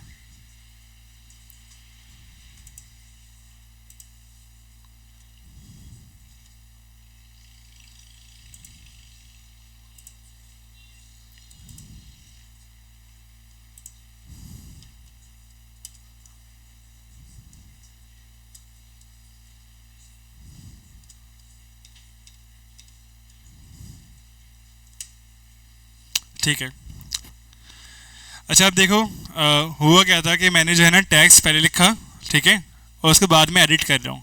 ठीक है, तो इसमें प्रॉब्लम क्या आ रही है, जब हम ये इस तरह से कर रहे होते हैं काम, तो हमारे टैक्स में अरेंजमेंट बहुत मसला होता है। और ये यूनिवर्सल है, इसके अंदर मीम बहुत ज़्यादा मिल जाएगी। तुम जाओगे वर्ड की मीम लिखोगे तो ये अलाइनमेंट का मीम इतना ज़्यादा कॉमन है कि आप जब वेब डिज़ाइन कर रहे हो, जब आप कंटेंट डिज़ाइन कर रहे हो, एडिटिंग में अलाइनमेंट आउट हो जाती है। एडिटिंग में हमेशा अलाइनमेंट आउट होती है, इसलिए हम शुरू से ही अलाइनमेंट कर रहे होते हैं। अभी जब सिखाने के लिए मैंने जो है अपना क्या किया है कि मैंने पहले ही आपका कंटेंट लिख दिया और बाद में मैं इसको अलाइन कर रहा हूँ। ठीक है, लेकिन आप लोगों को जब आप लोग काम कर रहे हो तो आप लोग शुरू से ही उस तरह से कर लेना। यानी मैं एक काम करता हूँ, आधा मैं जो है लिखता हूँ और आधा मैं जो है ना एडिट करता हूँ। ठीक है, क्लियर है? अब देखो इसमें क्या हुआ है कि इसमें ये, अब मैं इस पर क्लिक करूँगा तो ये बी आ जाएगा, सॉरी आ जाना चाहिए, फिर मसला कर रहा है।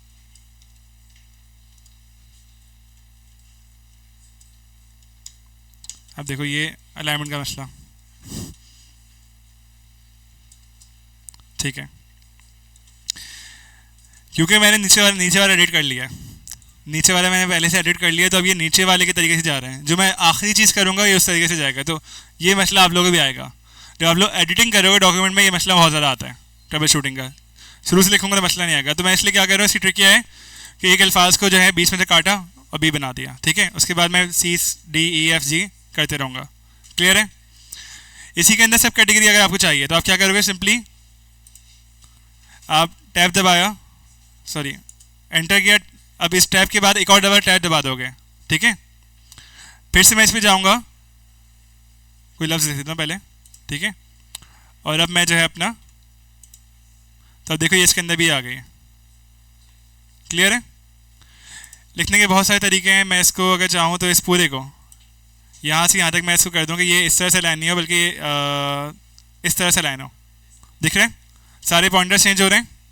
पहले जो था वो नंबरिंग सिस्टम था, बुलेट पॉइंटर है। बेटा क्या हो गया? क्यों मार रहे हो उसको? यहाँ देख लो, यहाँ देख लो, इधर मैं इसको, मैंने कंटेंट लिख दिया। अब मैं इसके जो है अलाइनमेंट जिस तरह से चाहूँ चेंज कर सकता हूँ, ठीक है। इस तरह से लिख दिया, ठीक है। आर्टिकल आ गया, नंबर्स आ गए, फिर सेक्शंस आ गए। तो इसके अलाइनमेंट के बहुत सारे तरीके हैं, ठीक है। ये आपके ऊपर है कि आप कौन सा डॉक्यूमेंट बना रहे हो, उस डॉक्यूमेंट के हिसाब से जो है आप चूज़ करोगे। अभी रूटीन का आप बना रहे हो, डेली रूटीन का, तो आप सिंपली जो है क्या इस्तेमाल करोगे, आप ये इस्तेमाल कर लो, ठीक है। कि मैं सुबह उठता हूँ, सुबह उठ के मेरे सारे काम है, उस काम के अंदर भी अगर आप उसको तोड़ोगे तो आप उसके और सब अलाइनमेंट कर लो। तो फिलहाल मैं इतना सिखा रहा हूँ, क्या करो, जाकर जो है ChatGPT को बताओ कि जो है मैं दिन में ये काम करता हूँ, ठीक है। या मुझे एक डेली रूटीन बना कर दे रहे हैं। हमने लास्ट एक्सरसाइज क्या की थी, हमने सीवी बनाई थी, इसके अलावा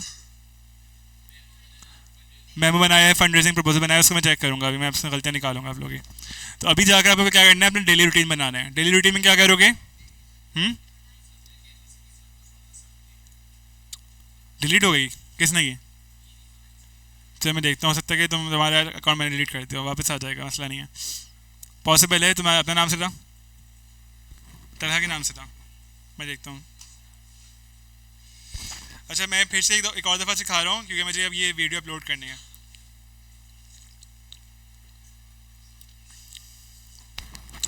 इधर देख लो, हमने लिखा माय डेली रूटीन।